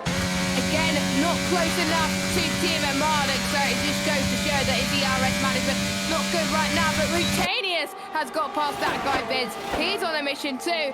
He's up into 4th. Yeah, great run certainly from him. Zafso also looking to make moves now as he peels on through into 7th place ahead of GB68. Those two coming together now as they enter Malmedy. But a brilliant move, certainly a brilliant display of pace from Tom, who is already hanging on the rear of Tiametmarduk's McLaren. But we did see a little moment there earlier on of Hayden Gullis as well, sliding through the bus stop chicane. I tell you what, losing the rear end there just a little bit, but was able to recover. Obviously wouldn't want to spin once again, but who knows how much that would have, how much wear that would have applied onto his set of tyres as well. But Tom, incidentally, his best lap, a 1:47.859, and that is better than anybody. Of course, the fastest lap of the race. But not only that, he's the sole man lapping in the 1:47s. He is absolutely rapid out there and making his way down through towards the latter sector. He's now going to challenge Tiametmarduk here as well, heading through Blanchimont. He's going to be sending it now down through towards the bus stop chicane. Tom, who has no fear here at Spa-Francorchamps in the Alpine, up into 2nd place now. Tom rising to the occasion here at the Creator Series once again in what has to be his greatest first half of the race displays we have ever seen here at the Creator Series. He just gets better and better every race, doesn't he? We talked about it last week that Australia was his best race performance and qualifying performance. This has definitely topped it in terms of the race. I mean, he's made one stop and he's already chasing down Just One Ali for the lead. Safety car! Safety car, that's going to stop proceedings. What has happened? It's Hayden Gullis, who's had a moment, and that's compromised his run. I know he's going to still go because of the fighter he is, but that is a shame. He hasn't even stopped though, George, so he's going to have to come in surely. If you haven't made your stops yet, if you're on the mediums like Safso, for example, I would box. I would box right now. Yeah, Hayden Gullis, unfortunately, a safety car here in this session now on lap. Well, on what it has to be said, this lap 16 of 44. Hayden Gullis, unfortunately, having a really difficult time out here in Spa. I believe that is, I mean, he nearly span earlier on, that little slide heading through bus stop. Not sure whether there's some aero issue on the car, but he is coming into the pit lane no less to, no doubt, have that wing looked at. Now, are they going to be adjusting it? Is there going to be some changes? No, just a change of tyres, new hards, fresh hards on the Mercedes, the Silver Arrows. Now becking its way right back out onto the circuit. He's not the only one pitting though. Hun has come in, so has Devon Butler. We've got Punju, who is also now sat in 15th. He hasn't come in, incidentally, but it's going to be Devon Butler, Hun, and Hayden Gullis all boxing onto fresh tyres. But I tell you what, a wonderful, wonderful start to this race. But just to point out, Jess, big opportunity now for the top, for the drivers at the top of the classification. They could box now and not lose too much time. Yeah, and don't forget, Tom hasn't used his set of hard compounder tyres yet. He was the one who started on the soft compounder tyres. So he can literally go onto the hard Just now, when Ali's in. Just when Ali is in. Well, he's disproven my theory and he's staying out, Tom. So I thought he was going to go on hard to the end, but no. He wants to be on the softest rubber and maybe potentially go on another set of mediums later on, which is probably what I would have done anyway. As GB68 stays out as well, but we'll give you a rundown of who's come in. Rutanius is in, Just One Ali, as you were saying, Ben Daly is in, Vint is in, Razin, Meraki, Safso, unsurprisingly, he's come in. Emphatic has also come in, obviously he was pretty much on those mediums for the start of the race. Matt ED's in once again, and pretty much half of the field have come in. The top two have been the only drivers that haven't come in. Obviously, Dirt Chocolate pitted 2 laps ago. and he's going to stay out on that occasion. So, yeah, bit of a mixed bag at the moment. Oh, as they don't, I thought they were picking again, but then they just come out, Matty D and Liam. So there we go. But, yeah. How's that going to play into Tom and GB68's hands with them not pitting? Because we're going to have just one alley, Tiametmarduk, they get the fresher rubber, and the delta is going to be absolutely huge. It's not going to be that long before the mediums start to call it a day. Maybe, well, they probably think that the mediums won't make it to the end if they pick for their final set of mediums now, so they're probably going to have to make their bed and line it at the moment. But GB68, I'm surprised that he might have not gone for maybe a set of softs potentially, but most people would want to do a two-stop. They want to make sure they get track position and go to the next step, next in, worry-free, because the higher you are in the classification, don't forget, the less chance you're going to try and avoid carnage, because the carnage at the moment, George, seems to be happening in the middle of the pack, not at the front. No, it doesn't. I mean, I think at this point we've just sort of seen the occasional swapping for the lead. Obviously, Tom now holds the lead advantage. He's on the medium tyres. He boxed lap 12. He's got plenty of time on them. I tell you what, GB68 might have pulled a fast one as well. Hard tyres, yep. Boxing on lap 12. Not a bad place to be, second place, but he's going to come under some serious pressure now from Just One Ali and Tiametmarduk. This has helped their race out massively, because obviously they've got fresher tyres now than Tom. They can fight with the Alpine now. So it's not all said and done just yet. We're only on lap 17 and 44. More still to come, no less. Obviously, we'd expect Tom to come in for one more stop as well. No doubt doing a two-stop here. But Tiametmarduk, who is now on his set of mediums, can go as long as he can. Now, whether he wants to actually, he could go onto the soft tyres at the end here. So just keep your eyes peeled. Obviously, we'll have to wait and see what they decide to do. But Tom, with the certainly with the restart very, very soon, as the safety car comes in, he's going to have a very difficult job. But he will be relieved knowing that GB68 is going to be the barrier, essentially, between him, Just One Ali, and Tiametmarduk. Yeah, I think Ali is going to be, frustrated that GB68 is in front of him, but he's got a lot of work to do to keep Tiametmarduk in behind him.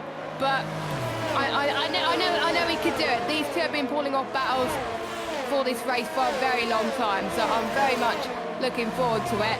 But I think we're going to see what the guys at the back as well can do. We've already lost two drivers.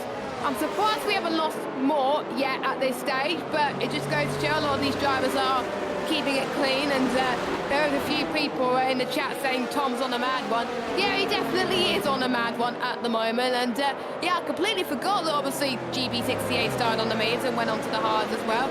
Realistically, if I do my maths correctly, hards can last 34 laps. GB68 realistically could get to the end of the race on these set of tyres if there's no safety car after this, which I don't think is going to happen, because I think we're going to get a few more safety cars after this, knowing the creative series, but he could get to the end from here if he wants to. He doesn't have to pit again. Tom will have to pit again, so will Safso Maraki and Liam. Vince, Geffen, Razin, they could technically stay out to the end. Matty as well, Emphatic, Alex, Punju, Hayden could stay out. Devon Butler could stay out to the end as well. So those ones could have pulled a blind of a strategy as well to get to the end. Is safety car going to come in? It usually comes in core around about now. And I think we're just waiting for a few drivers to catch up, I believe. It's going to be a late call, it looks like. No, it's not. Safety car's in. Tom's going to be controlling the pace from here on out. Can he pull the restart of dreams, George? We'll have to wait and see. Bert Meinlander heading straight for the pit lane. You can see the gap between him and Tom now extending by the moment. And it is Tom now who's effectively taking over safety car procedure here during this yellow flag situation. There you can see GB68 right behind him as well. Just One Ali in third. Tiametmarduk there in fourth. But Jan van Geffen, who is just behind him too. Not to mention that guy Vince in sixth. Racing Chai sitting in seventh now. So it's all on Tom now to get us back underway here at Spa-Francorchamps for the Belgian Grand Prix here in the F1 Creator Series, rounding the bus stop chicane now once again, and he's almost level there with GB68. We hit pedal to the metal for the third time in this Belgian Grand Prix now. Tom still leads, GB68 in behind as well. Mr. Dale has left the session, an issue for him.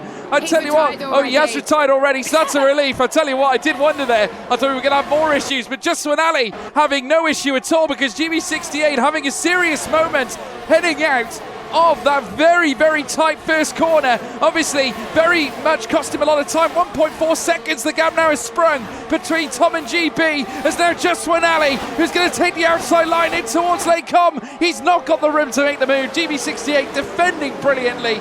Tom, though, advancing his lead further, as now just one Ali threatens to throttle GB heading through Malmedy.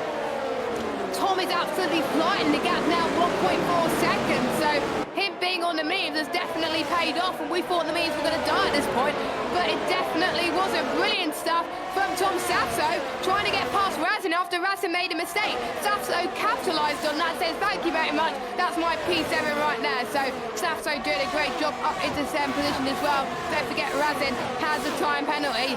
We also got Meraki on fresh mediums, that's looking to chase down this pack as well, and we're starting to see track position being a very key point at this race, because just on Ali not making moves at GB68 yet, but don't forget we've got the DRS detection point very soon in a couple of laps. So here comes Meraki on Razin Chai, heading towards Blanchimont. There's not much space left at all, but Meraki doesn't care. He's going to try and go. Oh my God, what just happened there? I thought there was a bit of D thing happening there, but I think Meraki's got the move done on Razin. Oh, they made contact. Very, very tight there. Contact being made. GB also holding back the force of Justin Ali as well. There's battles spread throughout this classification on lap 20 and 44. Drama. Big shout out as well to Mr. Dale. Thank you for the raid, my man, as we now see the cars venture through La Source, heading up towards Eau Rouge and Radion. Tom has gone clear. He's checked out. 2.5 seconds clear now. GB68. And as I said before, Tom utilising him as that crucial barrier. Justin Ali on fresher medium tyres, as well as Tiametmarduk. Just when Ali's given up waiting, he's going for the move. La Vista through Lake Com. It's just when Ali through to second place. The Ferrari, the Scuderia, pouncing. The prancing horse moves its way into the top two. He's now going to chase down Tom as well. 1.3 seconds is the gap, and don't forget Tom's tyres will start to die soon. So this is just what Ali's got a chance to be the attacker rather than defender this time, and I have to say he's looking very, very good so far. And just want Ali to put it into perspective, 30.4, fastest first sector out of anybody in this race, and he's almost a full second quicker than Tom in the first sector. So this man means business. A Ferrari has won here before, Charles Leclerc as well, I think it was 2019.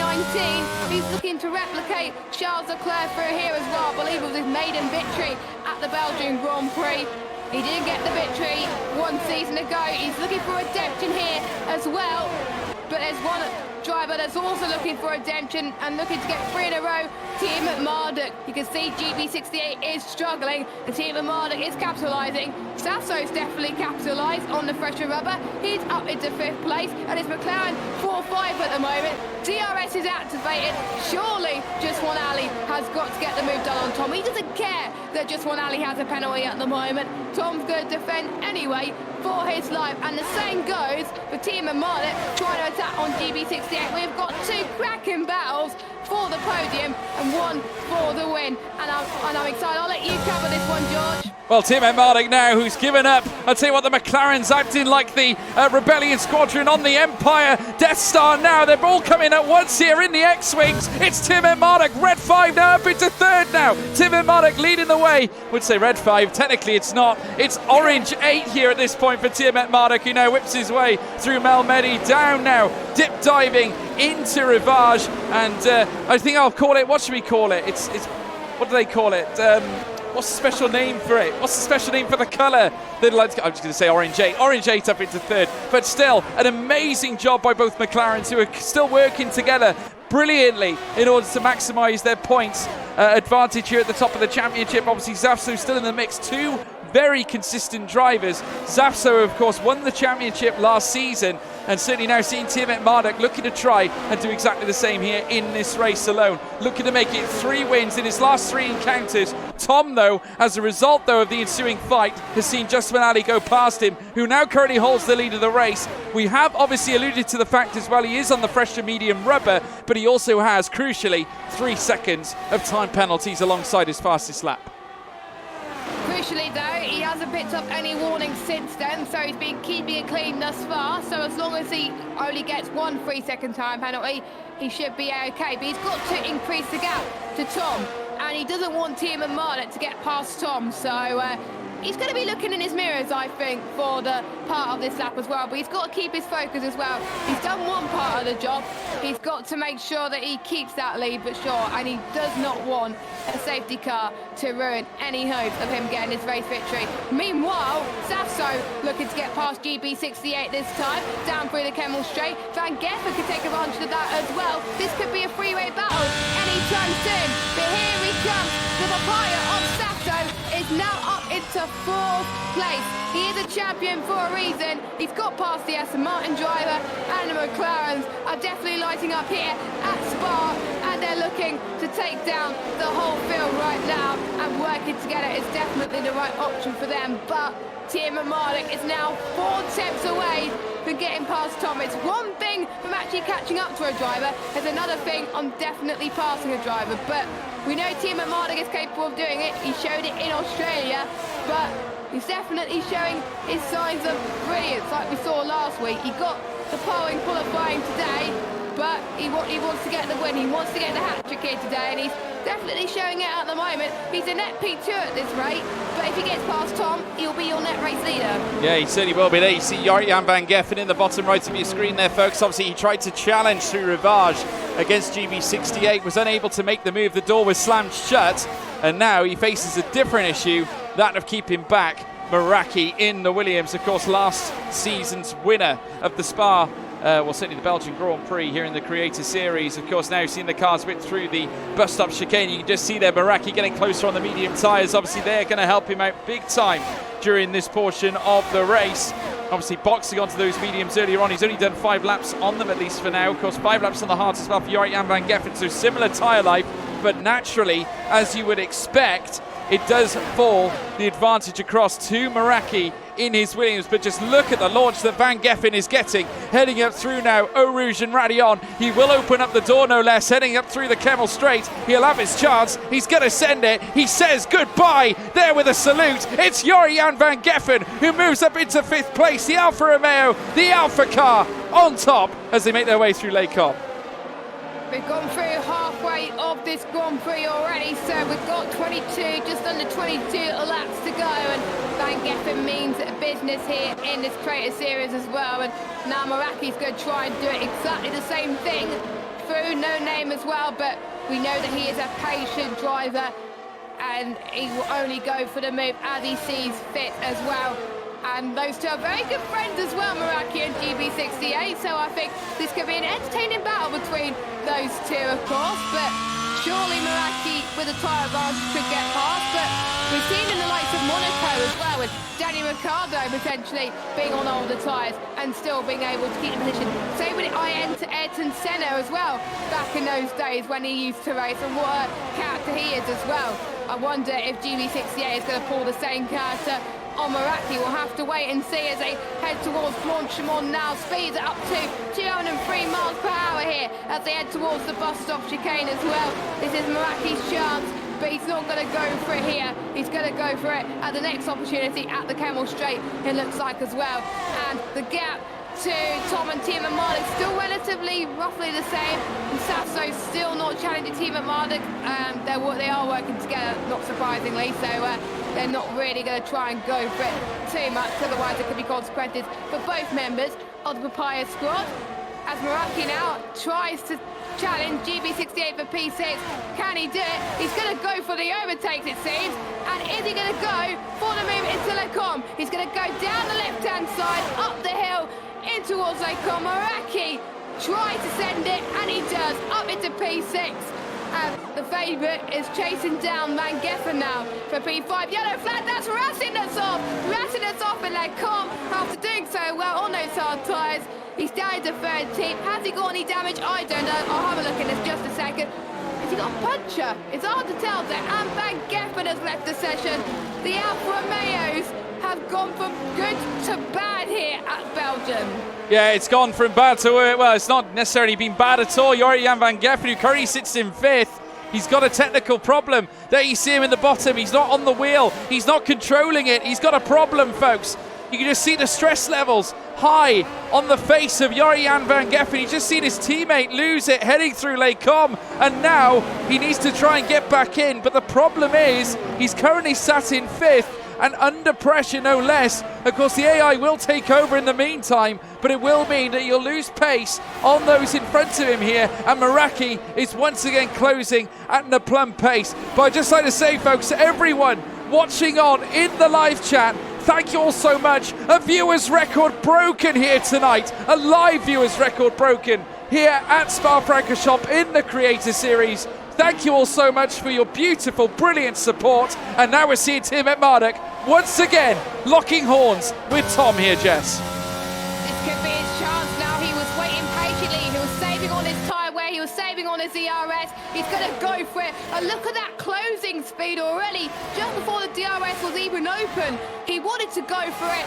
And it looks like he's got the move from Tom with the pressure tyre advantage. Tiametmarduk is up into second place. And more importantly, he is your net race leader due to just one Ali's time penalty, and is now going to try and decrease that gap to make sure that he can stay under 3 seconds, because if it just one Ali increases the gap, that'll be it. That'll be just one Ali's for the win. But there's a lot of drivers that still yet to make another pit stop to make sure their tyres get to the end. And I've just found out from Van Geffen in the live chat, his game hard crashed. I wonder if he had the same issue you had earlier on in the weekend in Australia. I wonder if it's a dumper crash from the game. Well, I think it might be. I mean, I had my fair share. Again. I had my fair share. Yeah, he's having some serious problems. He's trying his best to get back in. He said that it's hard crashed. That usually means it's difficult to get back in, but he is working on it. And Wireman, absolutely, I can well imagine 1,724 people are watching Ben's stream right now. It's great to have this much attention on the new Creator Series. Brand spanking new series brought to your screens, folks, here with the best creators on the planet. And I tell you what, it delivers a thrill each and every week. He has rejoined. The question is, can he stay, Jess? I really hope so. But luckily, he's only lost one place at this moment in time, and he could keep that position. And I believe a yellow flag, that's Devon Butler, I believe, that's had a moment. Yes, it is. He's already down in 18th position, so he is struggling out there right now. So it's a shame that, because I believe he made it to Q2, but is not able to have the same success in the races, sadly. But here comes Sapso on the ever-prancing Tom. Tom that's been looking very menacing so far this race, but Sapso definitely wants to change that. The McLarens are on fire here today, and Sapso is up into third place and is looking very, very good for the constructors, for the proprietors at the moment.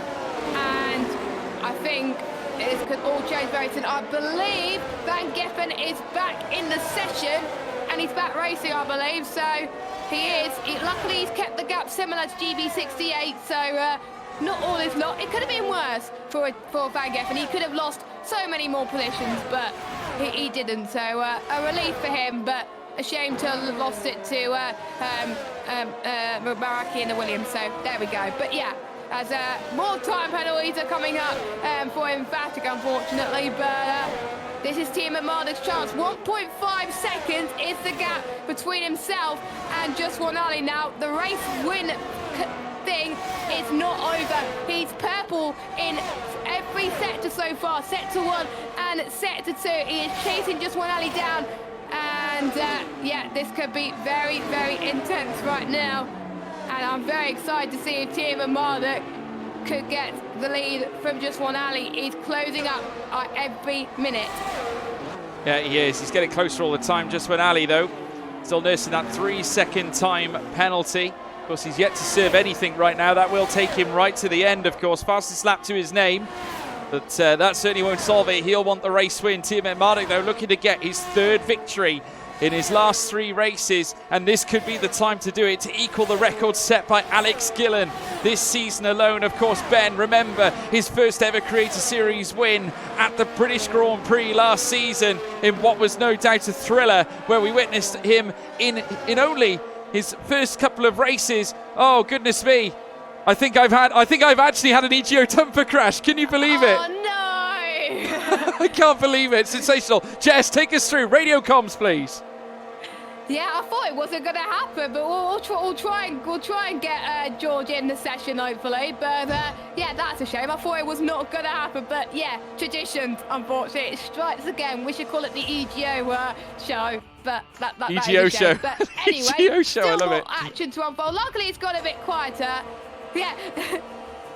Luckily, it's a bit quieter on the track right now, so you're not really missing much. But I'm almost certain that if you're not going to miss any action, I'm almost certain I'm going to cover it for you at the moment. But gap from Meraki to Tom, 7/10 for a second. That's the closest battle we're seeing on our screens. Tiametmarduk is actually closing up to just one alley, but still the gap is relatively stable right now. As Tom is actually very dangerously low on fuel at the moment, so we've got to keep an eye on that, of course, later on in the session. As I think we can see Meraki going on the start-finish straight to potentially challenge Tom for P4. Tom has been on those tyres for pretty much almost the entire lifespan on those medium tyres. I'm almost certain that those tyres are going to be absolutely dead by the end of his stint, but that could give Meraki some advantage here. He's surely going to go for the move, heading into the Kemmel straight. He go up Eau Rouge now, heading towards Radion he goes, and Tom is struggling a little bit for traction down this back straight. Can Meraki get past Tom? Yes, he can. The Williams driver gets past Tom up into 4th place, and forget Super Saturday, he's also Super Sunday at the moment, and he is gaining on Safso right now.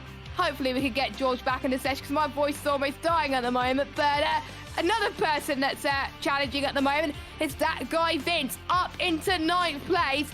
He started in 6th, lost a couple of places so far, but he's doing very well on those hard tires. He's not struggling at all, and chasing down Liam for 8th place. Don't forget, Liam has that time penalty to his name as well. So this is technically not 4th position, but surely he wants the glory points anyway, because he wants to keep Matty behind him. Bearing in mind, where's Matty come from? He's up into 10th place despite those spins. Dirt Chocolate is up into 11th place at the moment. Emphatic staying in 12th right now as well. A lot of things have happened. George, are you back yet? Yes, I'm Jess. You've done a sterling job. Can I just say that? Brilliant. We are back, folks. We are back. You can't keep me down. I'm telling you that now. You can't stop me. You just can't stop me. As when I see the cars make their way through, we are back, folks, live with the action. Absolutely. Justman Ali, you haven't missed a lot, folks. You haven't missed a lot. Certainly, Justman Ali currently leads the way. Tiametmarduk in 2nd, Zafso in 3rd. Meraki in 4th as well. It is all heating up here. Not everyone has got fastest lap, folks. Just let SimHub give it a chance to sort itself out, obviously. Oh, there we go. It's back to normal. Fastest lap just for Justman Ali as well. There we have it. Tiametmarduk currently 2nd. Zafso 3rd. Meraki 4th. Tom in 5th. Jori-Jan van Geffen in 6th after his disconnect. GB6. 68 as well in 7th, with Liam in 8th. That guy Vince in 9th, with Matty D13, who's recovered actually brilliantly down in 10th place as well. The two Red Bulls joined at the hip again though, Jess. Dirk Chocolate and Emphatic. When are they not cemented together here in the Creator Series? Well, they are co-op partners when they do streams as well, and if you do not watch their streams when they do co-op together, I do recommend that you do watch them, I have to say, because it's absolutely incredible. And Dirt Chocolate being one of those drivers who runs cockpit cam as well, which is, I can't even run cockpit cam to save my life, and that is very, very brave as well. So fair play to them as well. And he's even chasing down Matty. 4-point yellow flag. That's one of the Mercedes that's Punju has had a moment. His race has been absolutely awful today, which has been a shame, but he's dropped down many positions. But could we see Dirt Chocolate get points for the 2nd week in a row? It's looking promising. They both done well. Emphatic's done well in qualifying. Dirt Chocolate, don't forget, I think got knocked out in Q1 to the bit of death at the moment. Another yellow flag as well. A lot of spinners happening towards, I think, Stabilo 2 was one of them as well. I think it was Alex Budd that had a bit of a moment as well. But yeah, and I just seen something in the chat which I found quite funny from Thomas. Finally, the game was doing it during the Luca Domino and again today as well. So something's never changed, Jess. I'll tell you that. It just does not change. But everyone, I want to get a round of applause in the live chat. I think you're absolutely right there. You know, certainly, guys in the chat. Come on, round of applause for Jess. Certainly for getting us through that moment. Obviously, I know the geodumper crashes, they do suck from time to time. But I tell you what, Jess really pulled through like a trooper, so do please give her a big round of applause. Brilliant job, Jess. As we're now seeing the cars make their way through the first sector. Miss Phoenix, thank you very much. Keep them coming, ladies and gentlemen, as we're now seeing them make their way through on lap 30 of 44 and just see them getting closer up at the top end as well. That guy Vince looking to try and make a move this time on Liam now, trying to break into P8. Can he do so? Switching back again, heading through Malmedy as they strip through. You can just see the note, wheel to wheel, wing to wing, front nose wing to rear wing as well. Heading down in towards Rivage, can't quite find a way through, and all this is allowing Matty D13 into this fight as well. A three-way scrap to get into the top 10. I have to say, this could not get any better than this, and it's fight for the points, ladies and gentlemen. 1 point could make all the difference, and a few more points could even be even better for these guys. Matty's in the points, but who cares for him? He wants to get even higher. He wants to get his best result in the Creator Series. And I do have a soft spot because he's on PlayStation and I'm on PlayStation as well. So he's doing well in the top 10. He's starting near the back, actually, being knocked out of Q1. So he was the one who's made the most position. He started 15th, I believe, as well. So he just missed out being in Q2, but he's doing a stellar job to hold and challenge the likes of that guy Vince and Chod as well. Matty being a mod in many of the creators' channels as well, so, and also does a lot of streams, which I have to say are very, very good as well. And by the way, make sure you check the creators' POVs. A lot of them are streaming right now, so if you want to see this POV of us as well as the streamers' POV, and check out their reactions as well, make sure you give them a follow as well. They really do appreciate your support that you're giving them as well. Meanwhile, Van Geffen is going to get past Tom for P5, and that was agreed for Retainers at the moment. He's up to 5th with that tyre advantage. You can see that Tom, having that tyre advantage earlier on in the race, has definitely come back to bite him later on this race. He's going to hope for a safety car, and that guy Vince into Lecom gets past Liam up into 8th place. Amazing stuff from Vince there. I have to say, very impressed with a lot of these drivers at the moment. And the midfield drivers are definitely keeping it clean, even though they've been on those tyres for so long. And already, we don't have that long to go until the end of the race. Less than 15 laps to go. Yeah, well, you're in Van Geffen's case. I tell you what, if you leave the window open, that's what you get, a breeze coming through. And that was exactly what Jan Van Geffen is. And Just Hun has also left the session. She's having a problem as well. So she's going to have to try and get herself back in.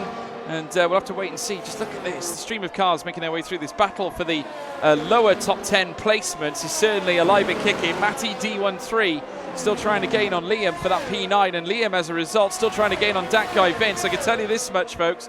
Obviously, on the tyres front, medium tyres obviously on the Haas currently of none other than Liam, who's currently trying to make his way through the field, obviously managing to hold back the tide against Matty D13. That guy Vince, though, with impressive pace as Zafso comes in for no doubt a stop, and I would imagine the soft tyres are going to be put on the car here, Jess. Yep, Softs can get to the end from here, so it's a no-brainer for Zafso to come in for a set of those tyres. I think a lot of drivers may be following suit in the next couple of laps or so. And I think I'm surprised some people have not pitted yet for those softs. Maybe potentially going for a late safety car, potentially. It has happened in the last few sessions. As Pratic has also left the session as well. Oh no, they're all dropping like flies. Hopefully it's not a disconnect. Luckily, I think Hannah's rejoined the session. Luckily, I was able to give her an invite back into the session because we're on the same platform. So there we go. That does help. You don't usually get that when in other races, because obviously there's no one commentating on the PlayStation. But Sasso's just got ahead of Dirt Chocolate in the pit stops. So he's now going to try and get some clear air in front of him to try and get past some few cars. Don't forget, certain drivers will be staying out, certain drivers will be going onto the soft tyres. If I was just one alley, I would maybe potentially pit now, but you don't know what the guys around you will be doing. You're going to be at a disadvantage being at the front. Tiametmarduk is in a really good opportunity. He's right in the middle of all this.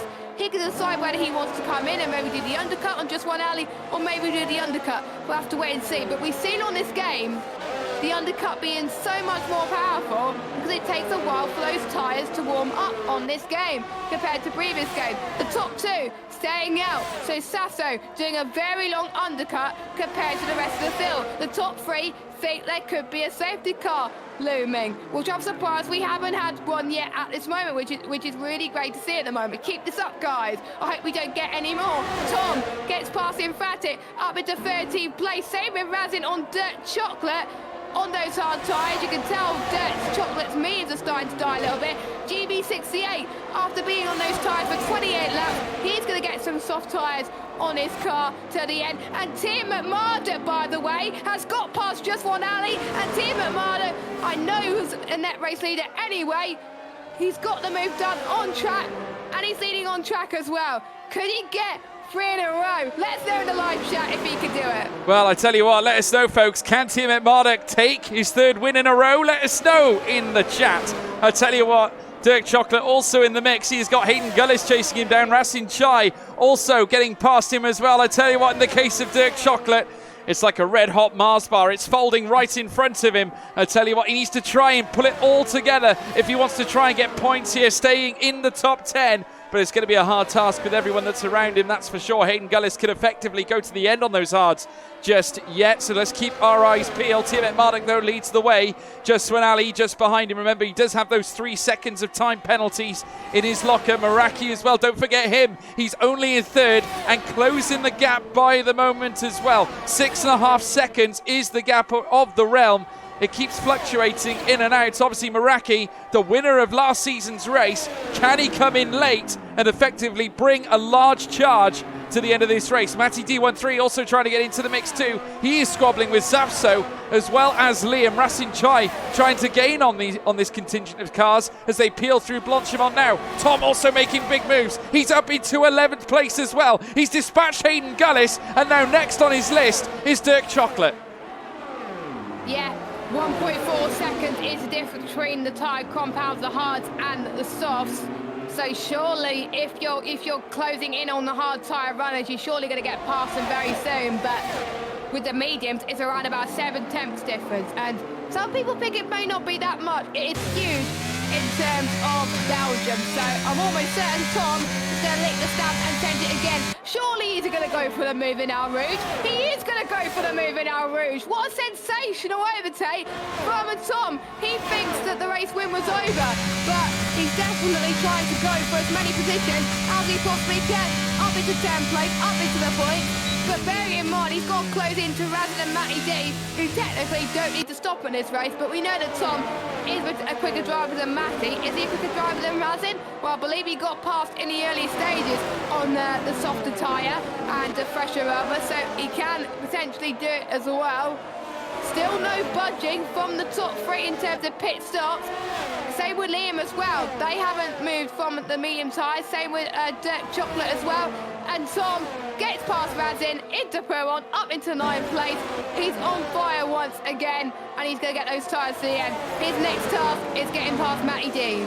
Needs to try and unleash that same streak, that same beast that took hold of him in the opening stint of this race. Without a doubt, he has the ability to certainly blow the minds of many here at Spa. And Tom, who is now in the ascendancy on this fresh set of soft tyres, he has set the fastest lap of the race that surely won't be beaten. A 1:45.434, a fastest lap going to that of Tom, who is looking to try and send it now here at the rest of this grid. A lot of these drivers on hards and medium sets of tyres. Safso, the only other member in the top 10 on the softer compound of tyre as well. The race control have enlisted 10 laps of racing still to go. We're on lap 35 of 44, folks. Sit tight. We're going to be in for a hellacious finish now. Tiametmarduk leading the way, just when Ali trying to gain on him still. These two have been manacled together right through this race. Strategy from strategy through to the race as well. Tiametmarduk and just when Ali swapping places time after time. Tiametmarduk with the lead, but just when Ali still nagging the rear wing of that McLaren. I have to say, they've been equal on pace for the entirety of the race. Both of these drivers in the 146s, but just one Ali last lap, a few tenths quicker than Tiametmarduk. So he does mean business. First sector, 30.9, Tiametmarduk. Just one Ali, 30.7 was his last first sector. So Ali is the favourite at the moment. Oh, he's made a little bit of a twitch there into Paul Fred. That was very, very close. That could have lost him a bit of time. He lost 2 tenths in that middle sector, and Tiametmarduk has gained a bit more back at him. So, yeah, that is a shame, but he's definitely going to fight back here on this next lap as well. Could we see some DRS chicken very, very soon? We've seen it in Saudi Arabia. Tiametmarduk is in. Tiametmarduk is in, going on to a set of the soft compounded tyres, and he was leading the race, and he's made the first call out of these runners to go in. He was hoping for a late safety car.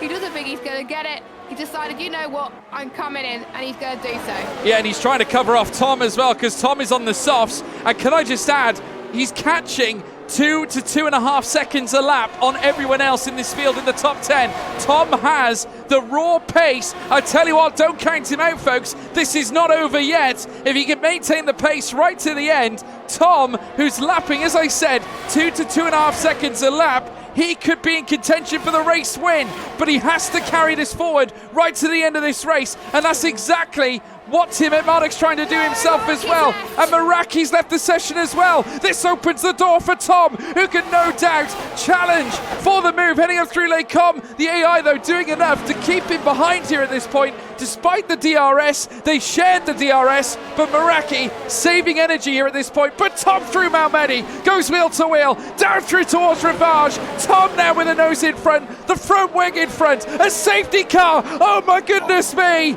What has that done for Tiametmarduk? He is stopped just before the safety car. A vital time. Incredible stuff. Unbelievable. Oh, I think Tiametmarduk must be absolutely furious that it didn't come at the time that he needed to. And according to the chat, he is mad. Absolutely mad right now. But sometimes you got to make the goal, and it was very brave. But what caused that safety car? I don't know. No idea. Unbelievable, really. Yeah, I know. I literally don't. I think it was due to a spin. That's what increase does for you at this moment in time.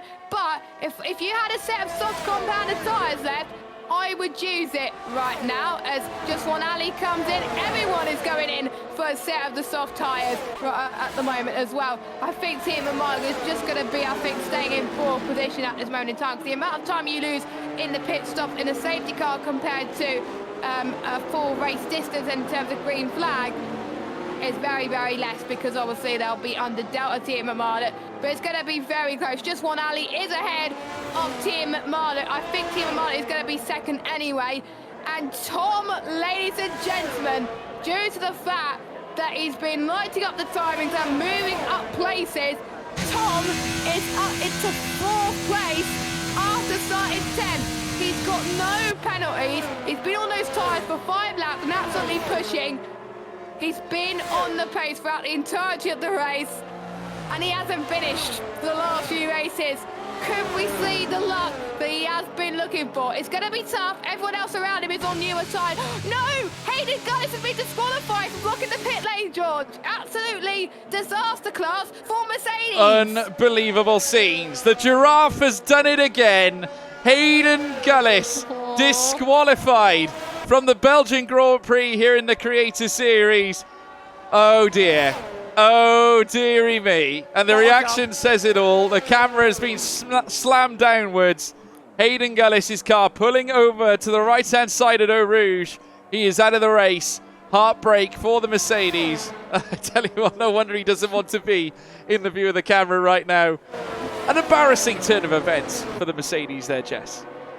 I kind of want someone to clip that. So, Harry, I know you in the chat. Can you see if there's a clip now. I'll like to see this after the broadcast. I don't think Hayden wants us to see it, but there we go. But yes, I'm actually intrigued about some drivers opting to go on mediums. GB68 has decided to go on mediums, staying on mediums. Razin has gone for mediums. Everyone else has gone on softs. Now, we do know the tyre difference compared to the softs and the mediums, about 7 tenths. But GB68 thinks that maybe track position is more vital than tyre life. But we do know how Safso and Vince got past GB68 on much fresher tyres. Maybe this might be the wrong decision for him. I don't know. Razin, I don't know why he's gone on mediums. Maybe he's ran out of softs. I don't know. But I've just got a word in the chat, by the way. Hayden spun out the pit exit, and that's why he got disqualified. Well, there Big we go. Oof. Yeah, a major oof, I think, is the terminology. This is the current tyre situation, guys. Softs along the classification. We've also got a couple of mediums as well. Rasin Shine, GB68. Unfortunately for them, I think they're going to be. It's going to be wasps, like wasps, really peppering them here at this point. They're just a swarm of locusts here, looking to try and get the top positions. Just when Ali now with a great chance of taking his first win of the season. Tiametmarduk as well with a great chance. Jan van Geffen in the mix as well. Tom is in the mix. Meraki is still in the mix. I just want to go back to that battle that we saw before as well, guys. Obviously, they all came together. Of course, we saw, obviously the Williams coming, obviously in proximity with the likes of Zafso and not to mention others. That was, in fact, Matty D13 that we saw with Tom earlier on.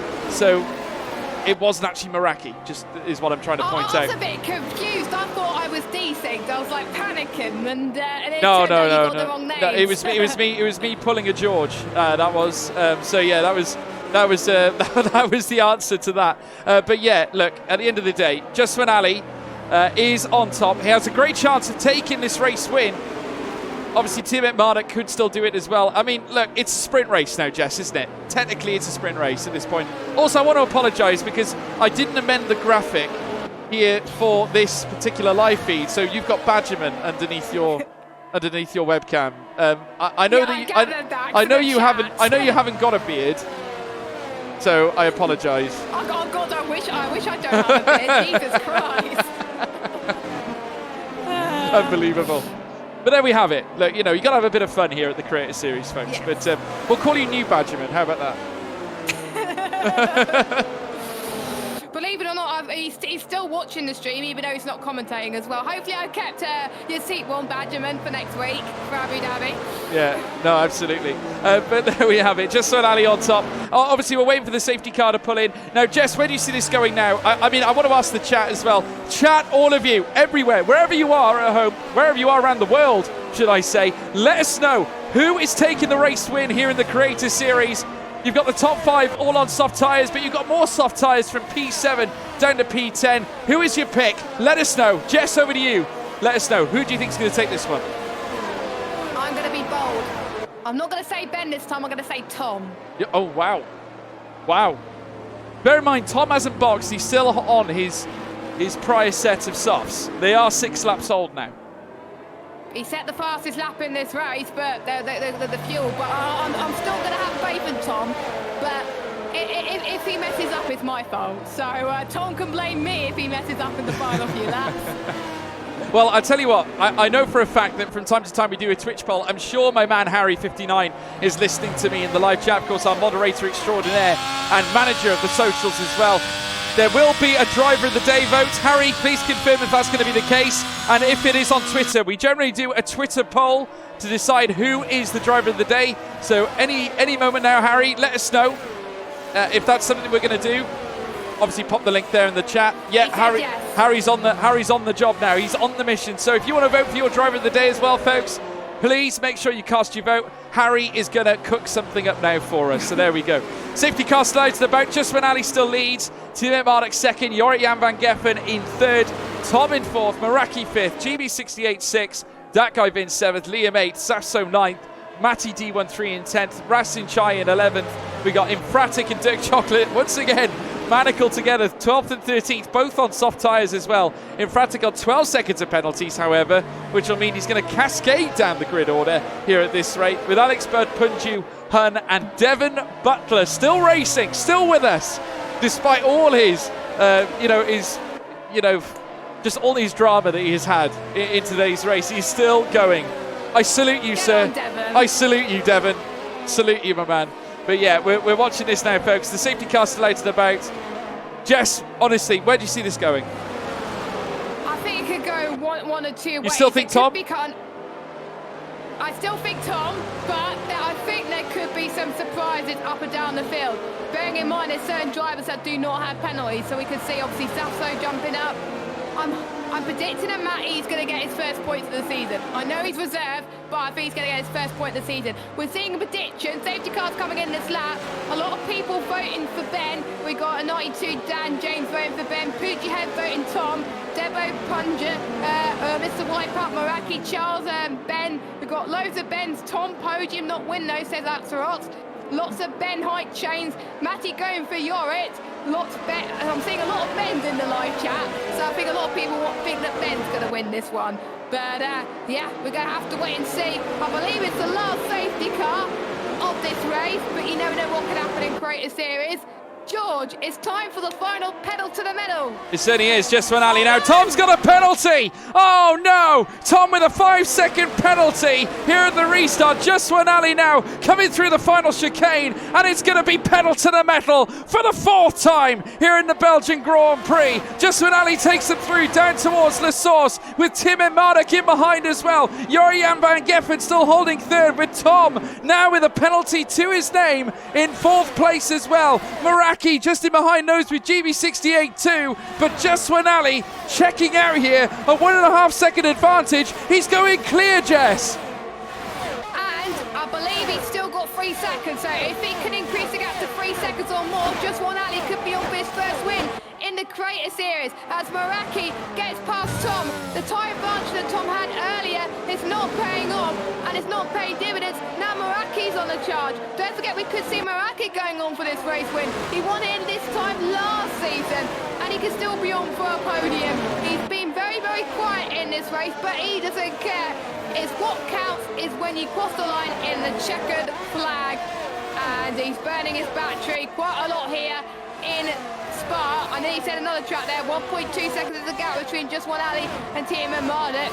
I wonder if he's not pushing that much, knowing that the tyres are going to be dead very soon. But he's got to push. He's got to push, because otherwise just one Ali will go away into the distance. He's got to make sure he can close in on just one Ali to get that race victory.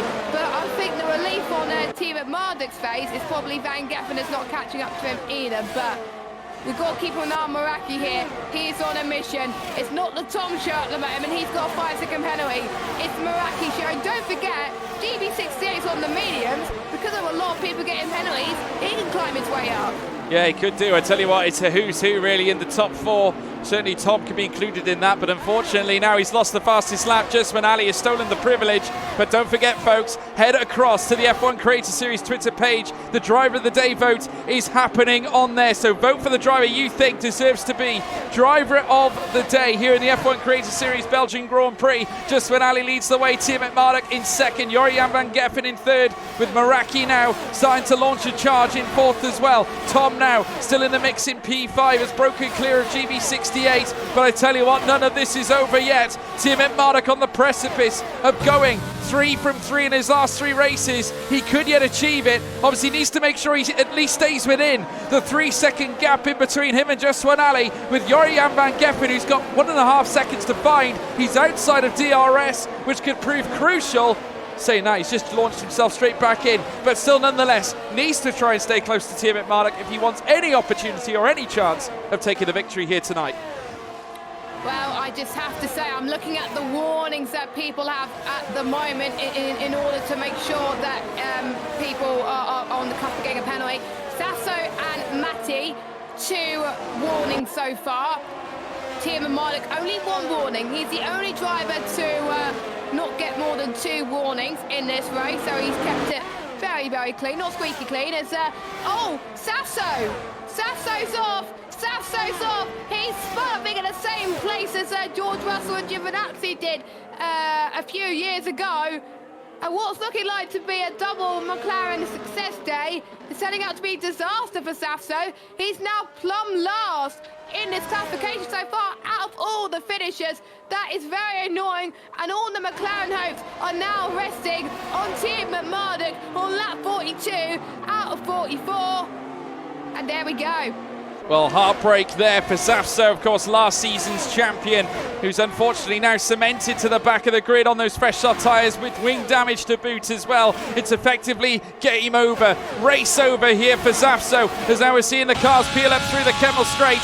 There is, of course, Just Ali leading the way, but here's Jorian van Geffen holding on to third, looking to snatch a podium here to add to his locker. He himself has had such a tribulation season where, of course, he's missed out by the finest of margins on what could have been podium results. He could be on the precipice of getting one here at Spa as well, but Meraki closing in by the moment too. It's getting closer and closer. Only a few laps remain. 42 and 44. What's the latest, Jess? My game's crashed. Oh, no way. EGO? No, it's a Sony problem from PlayStation. Oh, of course you're on the PlayStation. Okay, well, I'm going to technically say the EGO Dumper Crash has found its way over to PlayStation as well. Incredible scenes. Just when Ali still leads though, folks.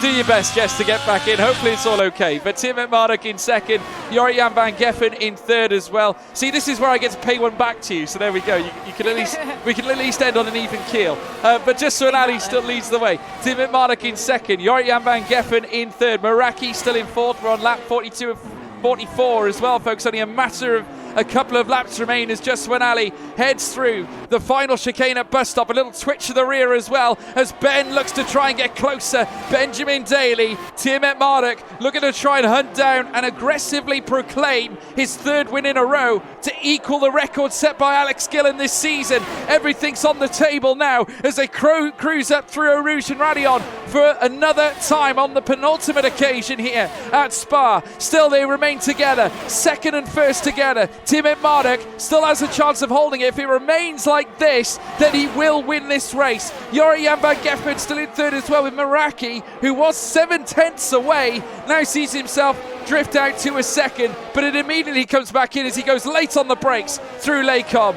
I mean, Jess, I know you probably can't see a lot of what's going on here right now. Meraki still working hard to break into the podium places, but it still looks like he's in trouble. Yellow flags though, and now Tiametmarduk. Goodness me, Ali's had a problem. He's off, Jess. He's off. He's got damage. He's lost his front wing. Typical. I'm not in the lobby, and Tiametmarduk spins, and Ferrari's gone off as well. Is that Just when Ali that's off? Just when Ali's off, Tiametmarduk leads the race. Oh, he's binned it. He's retired. That's the end of that. Just when Ali, obviously disgruntled, disappointed at the fact that he's missing out on a potential race win. Now sees Tiametmarduk in front, but it's not over yet because Jorian van Geffen has the opportunity after breaking within DRS to challenge Tiametmarduk here for the race win. They head down now in towards Blanchimont corner. They got bus stop coming up next. Tiametmarduk for the final time, well certainly the penultimate time, is going to make his way across the line once again. They are all very closely banded together. The final lap ensues. Tom has got a penalty, but it's not going to affect the front three. Tom's off as well. He's binned it. Incredible. Oh, typical Tom. He's falling at the final hurdle, which is a shame, and he's retired. Well, it's an incredible scene here for the final time, though. Tiametmarduk's going to cruise up through Eau Rouge and Radion here in this race, but Jorian van Geffen, who is now closing up on what could be a race win here, his first race win of the championship, outside line now into Lecom. They come together again. Tiametmarduk shuts the door. They peel through now towards Malmedy. A penalty for Jorian van Geffen. Unbelievable scenes here, and that could eventually cost him this race win. But down the inside of Rivage, they're side by side still. Tiametmarduk trying to hold on, but Jorian van Geffen now takes the lead here at Spa-Francorchamps.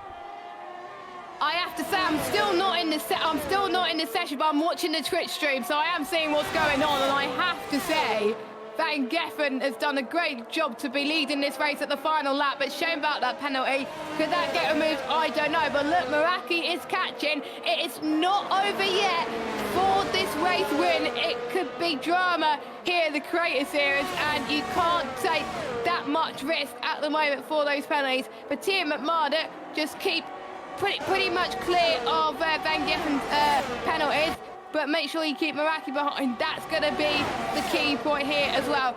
And GB68, by the way, he's in fourth. Well, I can tell you this, Jan van Geffen is going to exit the bus stop chicane for the final time. He's going to cross the line, but not take victory. Tiametmarduk has made history. He's taken a third successive win here in the Creator Series, and that equals the record set by Alex Gillen this season. An incredible performance there from Benjamin Daly. Jan van Geffen, despite crossing the line in front, will hold on to a podium P3. A brilliant result from him. Meraki, despite not winning like he did last season, takes a P2 on his return to Spa. What an absolutely incredible race. It's Tiametmarduk. He is your winner here of the Belgian Grand Prix, here at the F1 Creator Series. I hope you, well, I tell you what, from all the trials, tribulations, the battles, are you not entertained, ladies and gentlemen? Incredible scenes here now, but it will be Benjamin Daly. Tiametmarduk takes his third successive win here in the Creator Series. I mean, what can you say to that, Jess? Well, he got pole. We thought there was going to be, well, people thought it was going to be lights to flag, but it definitely wasn't. He definitely put on a show today, and that was just amazing. I really enjoyed that. And some other notable finishes as well. Matty as well, first point in the Creator Series, 5th place, and the first of Meraki's Williams teammates to score points. So there we go. Meraki was hoping for someone other than him to score points. But look, there you go. That's going to help him in the constructors. So brilliant stuff. But Ben was speaking to me earlier on today. He said he was hoping that I would have jinxed him today. And I didn't. So he can thank me later. Ben, you can thank me later.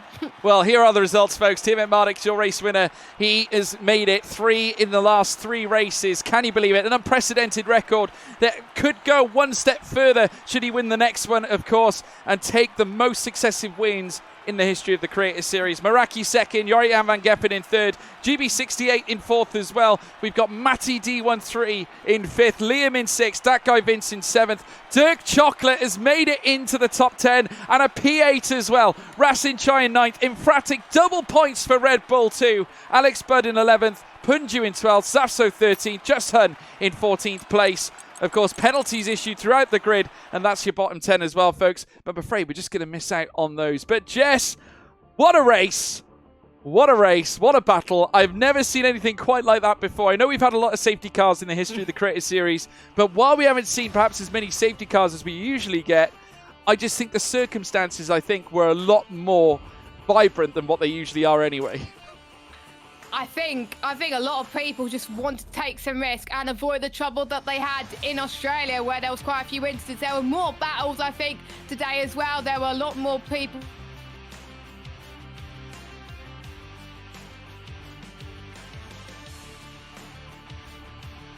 But I think the unlucky story has got to be for Just One Ali, who looked like he had it in control for quite a lot of that race, and to lose his front wing and near no name as well and retire from the race.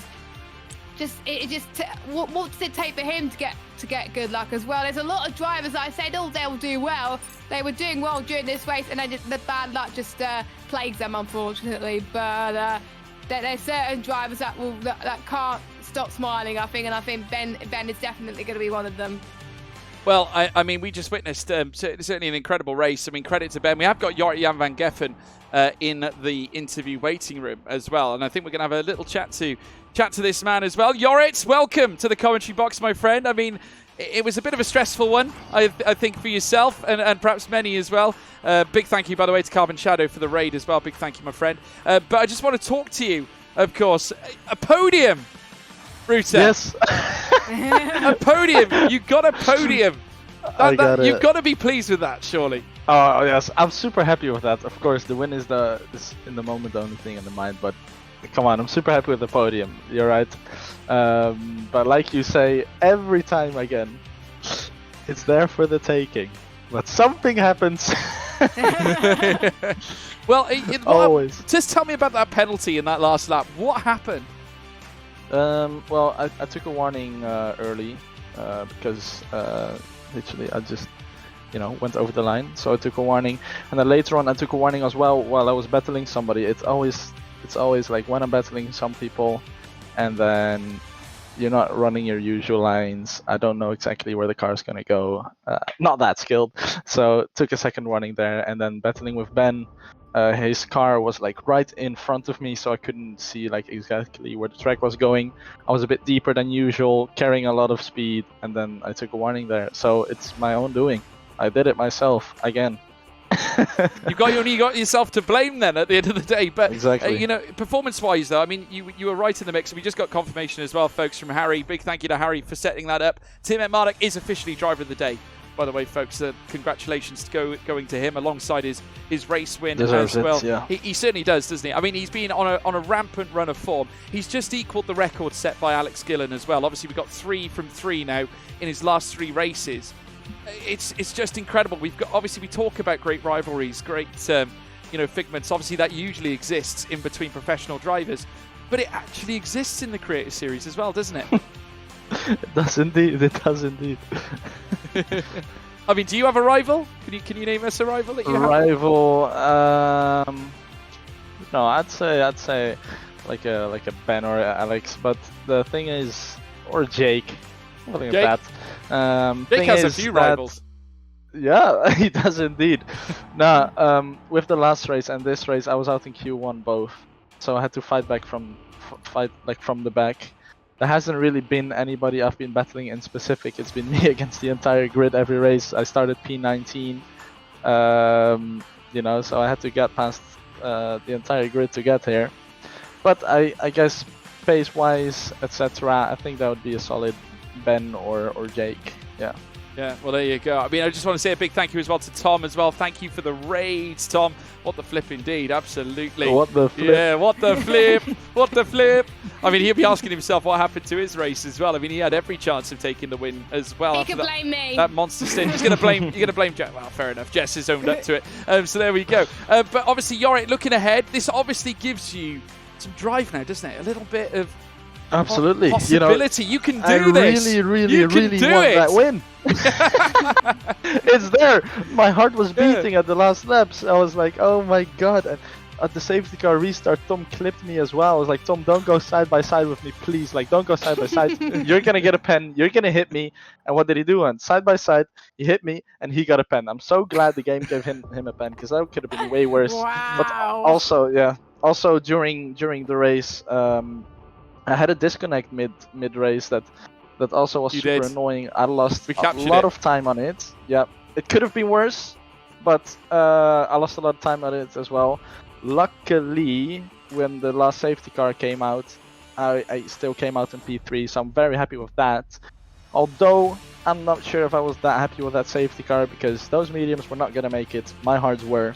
And it was going to be a battle whether Ben was going to be able to catch up with me. And that was a battle I was looking much more forward to.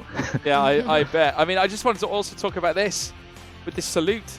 What's this all about? Oh. The salute going up the Kevel Straight. Did you capture that? We did. Oh, yes, we every did. Time, it was every part of time the. I pass somebody, it was part of the commentary goodbye. moment. We had that. We got that on camera, my friend. It was brilliant. I thought it was. Every time I fly by somebody, I either salute or I do a quick wave to say goodbye, and see them in the afterlife.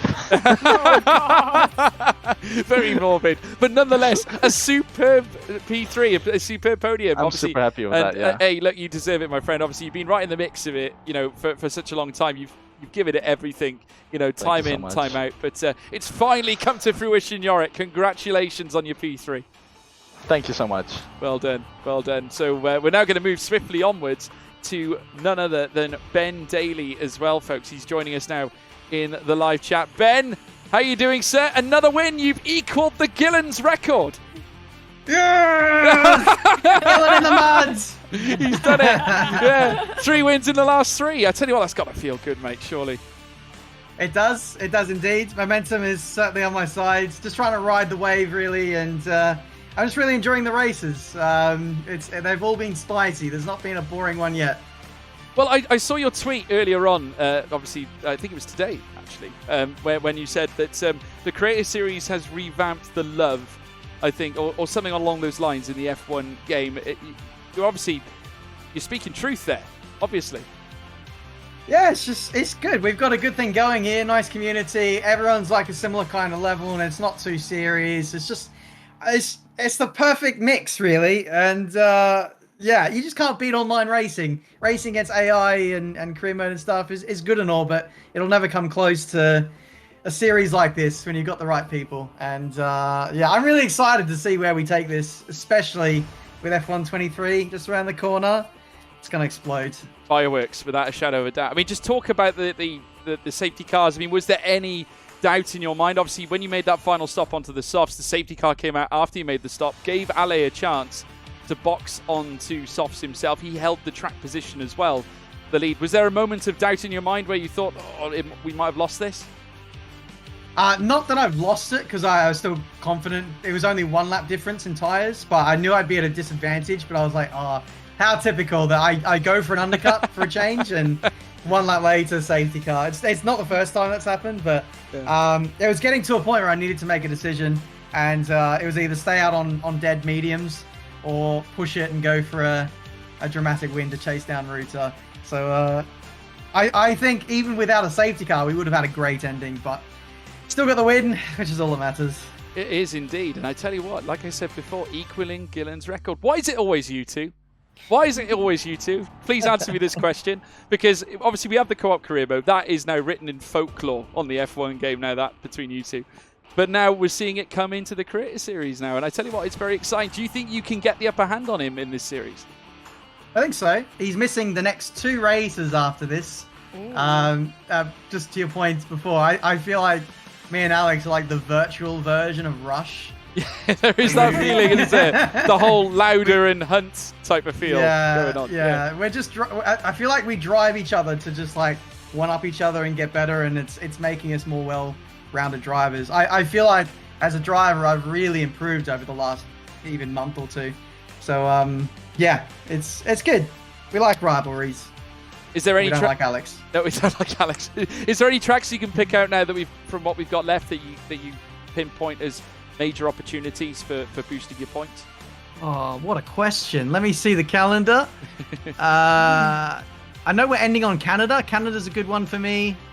Is it info and rules? I believe so. What do we got? It is. Okay. Yep. We have Interlagos. I'm good at Interlagos. Yep. Apparently, I'm quite good at Silverstone. Oh, in Monaco. Well, you won at Silverstone. That was your first Creator Series win. Yeah, I won at Silverstone, and I love Monaco. So I'd say Interlagos, Silverstone, Monaco. Really looking forward to those. Oh, Monaco's going to be carnage, isn't it? I can just feel the carnage. I can't wait. It's going to be amazing for strategy and carnage. Certainly will be. I'm looking forward to it. But hey, look, now you're moving onwards and upwards. Are you here next week? Obviously, there's no schedule clashing next week by any chance? No, there shouldn't be, but I just need to make sure I can get internet in time. That's and get my rig set up. So yeah, that's the hurdle, but we'll see. I'll do my best to be there. A different kind of quali lap then, by the sounds of it. So yeah, we'll wait and see what happens there. But congratulations on another win. 3 in your last 3, Ben. Congratulations. Thanks very much, guys. Cheers for the commentary. See you next week. Anytime. Thank you, Mr. Benjamin Daly. I tell you what, he must be feeling elated right now after that superb result. But now we've got another man who fought him towards the end, the man who brought himself within proximity for a potential race win. Wasn't to be. He took P2, but a reasonable record still continues here at Belgium. Maracca Jill, as I like to call him. Yeah, there we go. An interesting race, my friend. An interesting race. Different. I think we'll call it different. We'll call it different. How about that?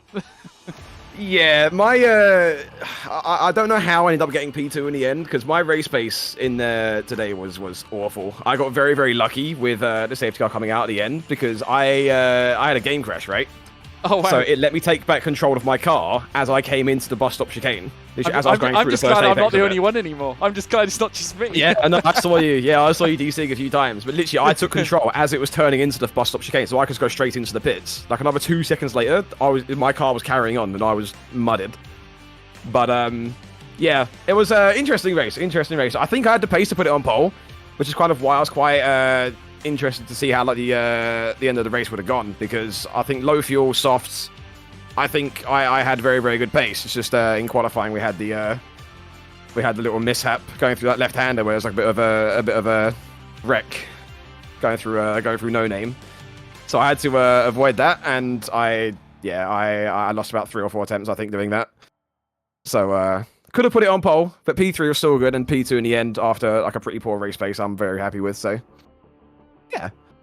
It's looking positive though. I mean, I think obviously you're picking up the points in all the right places. You know, you followed up after a reasonable trip to Spa last time where you took the win, and now you followed it up with a P2. There's obviously some level of consistency there. I believe we head to Yas Marina for the next one. We do. So what are your thoughts on Yas Marina? I mean, it's another track that I like. Like I like Spa. Ended up getting a P2 here.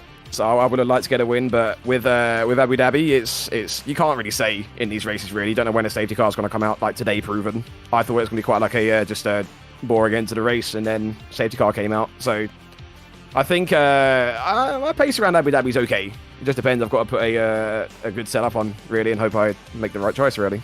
No, absolutely, We'll absolutely right. I mean, still points can be won or lost. We've still got a long season ahead. It's only round 7, so do you still see the championship as a viable challenge?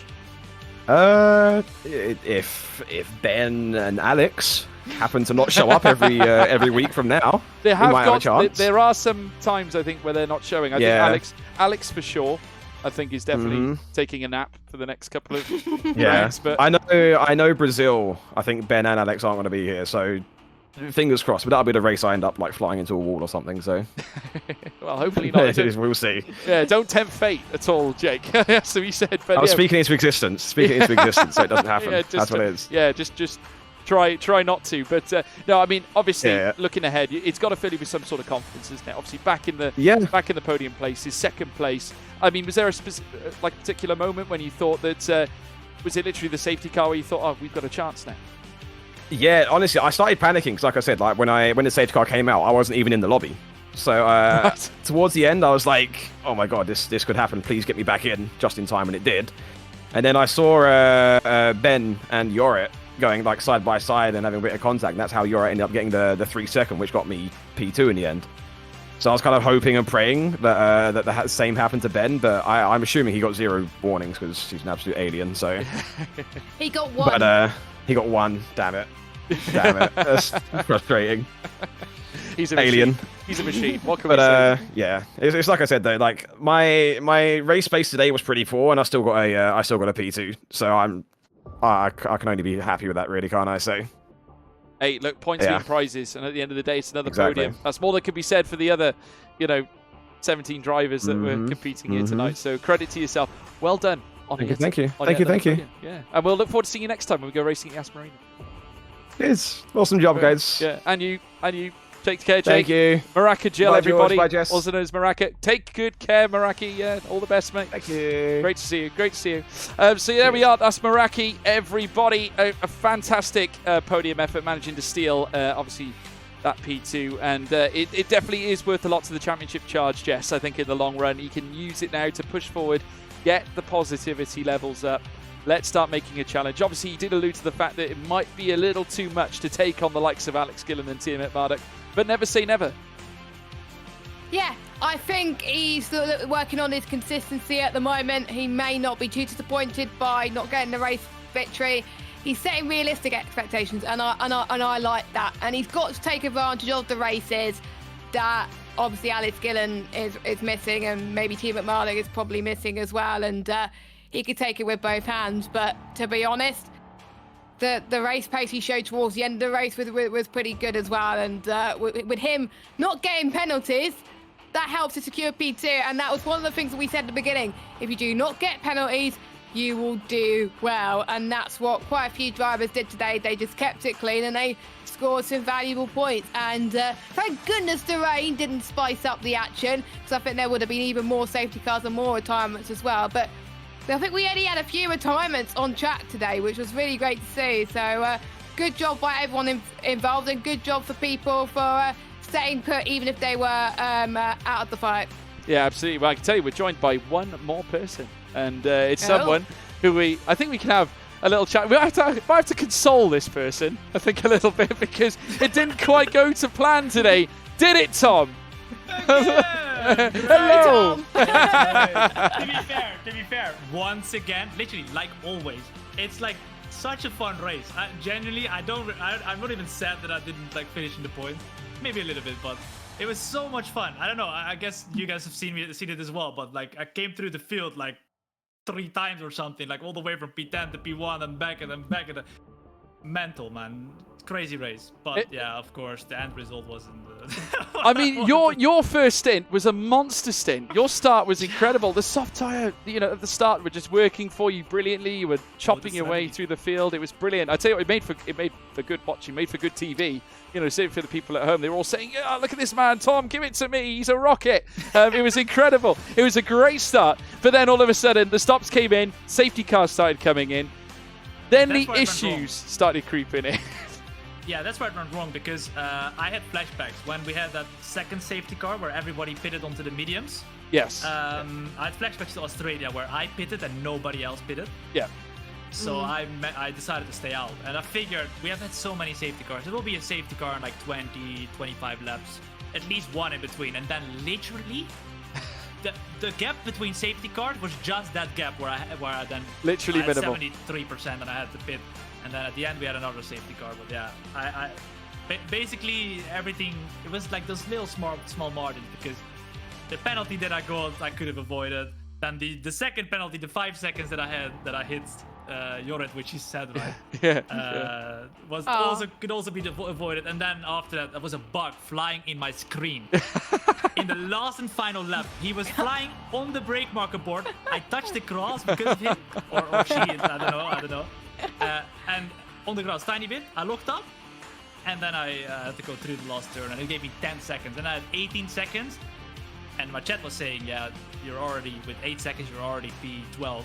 Yeah. So I was like, okay, at that point, once again, snapped. Yeah. Oh, well, yeah. You weren't the only one who got. You weren't the only one though who got hindered by an insect. I have it, to my knowledge, Hayden got a hornet or something like that in his room. So I'm not sure. It's probably a little bit worse than mine, but still, I mean, come on. Yeah, I had be. a dragonfly, okay? Like, I mean, come on, dragonflies are huge, like. They're not that bad. So I take it. Look, hey, when people say that sim racing isn't real, when you start putting wildlife and insects into it, it doesn't get more real than that, does it? Yeah, man. There's like a zoo in my room. Goodness me. Well, at least it wasn't an elephant or anything as big as that. But that would have been a problem. That would have been a problem. Bull in a china shop type thing. But I mean, look, hey, incredible effort though. That Monster's first in. There was some showing of brilliance as well towards the end as well. A few overtakes here and there towards the end of the race, but obviously didn't quite work out the way you want it. But hey, we go racing again next week. Yas Marina. What are your thoughts? It's the track that I qualified for F1 esports with. So some Tom Magic perhaps. I mean, look, Tom Magic every race, but will he finish the race? Probably not, you know what I mean? So, I mean, we thought you would until the final few laps. I know. But yeah, I mean, I heard Ben is not driving. He did a really good job again winning the race. My man has been on fire. I heard he's not driving, and maybe, I don't know. Alex, he's not sure at the moment. It's a bit. He's not sure. It depends on the broadband situation. So you need to ring up BT and tell them not to pop round, please. Yeah, so maybe we're gonna have some of the main contenders out. Then there's only one contender left. That's me. Oh. Well, there you go. I would have been in the last lap anyway. We already know, but let's pretend, okay? Hey, look, Tom, I tell you what, you've always got a chance, mate. I tell you what, you're knocking on that door. It's only a matter of time before the door opens up for you. But congratulations on a great effort. I'm sorry it didn't work out. No worries. Thanks for the amazing commentary, guys. I'm looking forward to watching it back. Oh, it'll be fun. Trust me. But yes, congratulations nonetheless and commiserations. We'll see you next week, though, Tom. See you next week, mate. All the best. That's Tom, everybody. And what an absolute character He really is, Jess. Obviously, never say die. It's never over till it's over. That encompasses Tom's attitude, and it's always a pleasure to have a young man such as him part of this series. You know, he was unlucky. He started well. It just fell apart as time went on. Well, to be honest, before that crash, he was my driver of the day. I was going to vote him as driver of the day. He pulled off all the right moves in all the right places, but to be honest, you have to be there when the checkered flag falls and not make mistakes until that point, and it's a shame that he did that. But you can see his determination. The win is still there. He has the pace, and maybe Abu Dhabi could be the one that he could actually finish and maybe win that race as well. And I actually saw his qualifying lap for, I think, when he qualified for the Pro Draft one year, and it was quite a good lap, and he was learning no assist as well at that time. And yeah, I wouldn't have got to that level. So yeah, a true inspiration for Tom, and yeah, I like his attitude that he still smiles even after the trouble that he has had towards the end of the race. I like him. Yeah, a true hero, certainly here in the Creator Series as well. But I'll tell you what, folks, the real heroes have been you guys at home as well for really tuning in. We broke a live viewers record here tonight, live here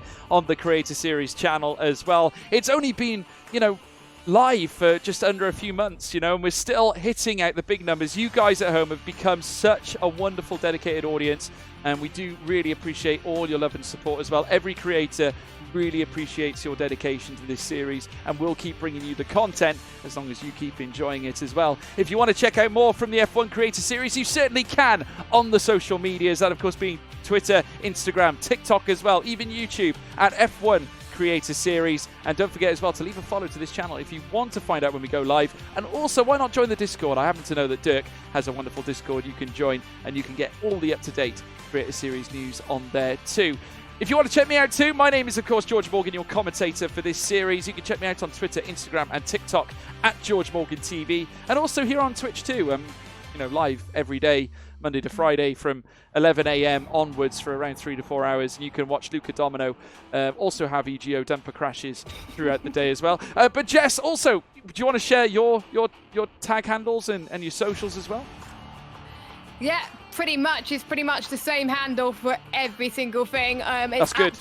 at JessGames95 on Twitter, Instagram and TikTok. I have Twitch, but I don't stream as much on Twitch anymore, so follow me on Twitter, Instagram, TikTok. I just posted on TikTok quite recently, and I've got the bug. I've got the feeling, so I'm going to keep posting on it. But yeah, make sure you follow me. But it's all about the creators at the end of the day, so give them a follow as well on their social media, because they make the races happen, and it's been enjoyable to watch. Yeah, absolutely right. So make sure you check Jess out as well, and check out all the creators who put in all their hard work in for your entertainment at home as well. But guys, it's been a pleasure. Tiametmarduk making it 3 in the last 3 to equal Alex Gillen's record. The championship fight continues. We'll see you next week at Yas Marina. Take care, folks.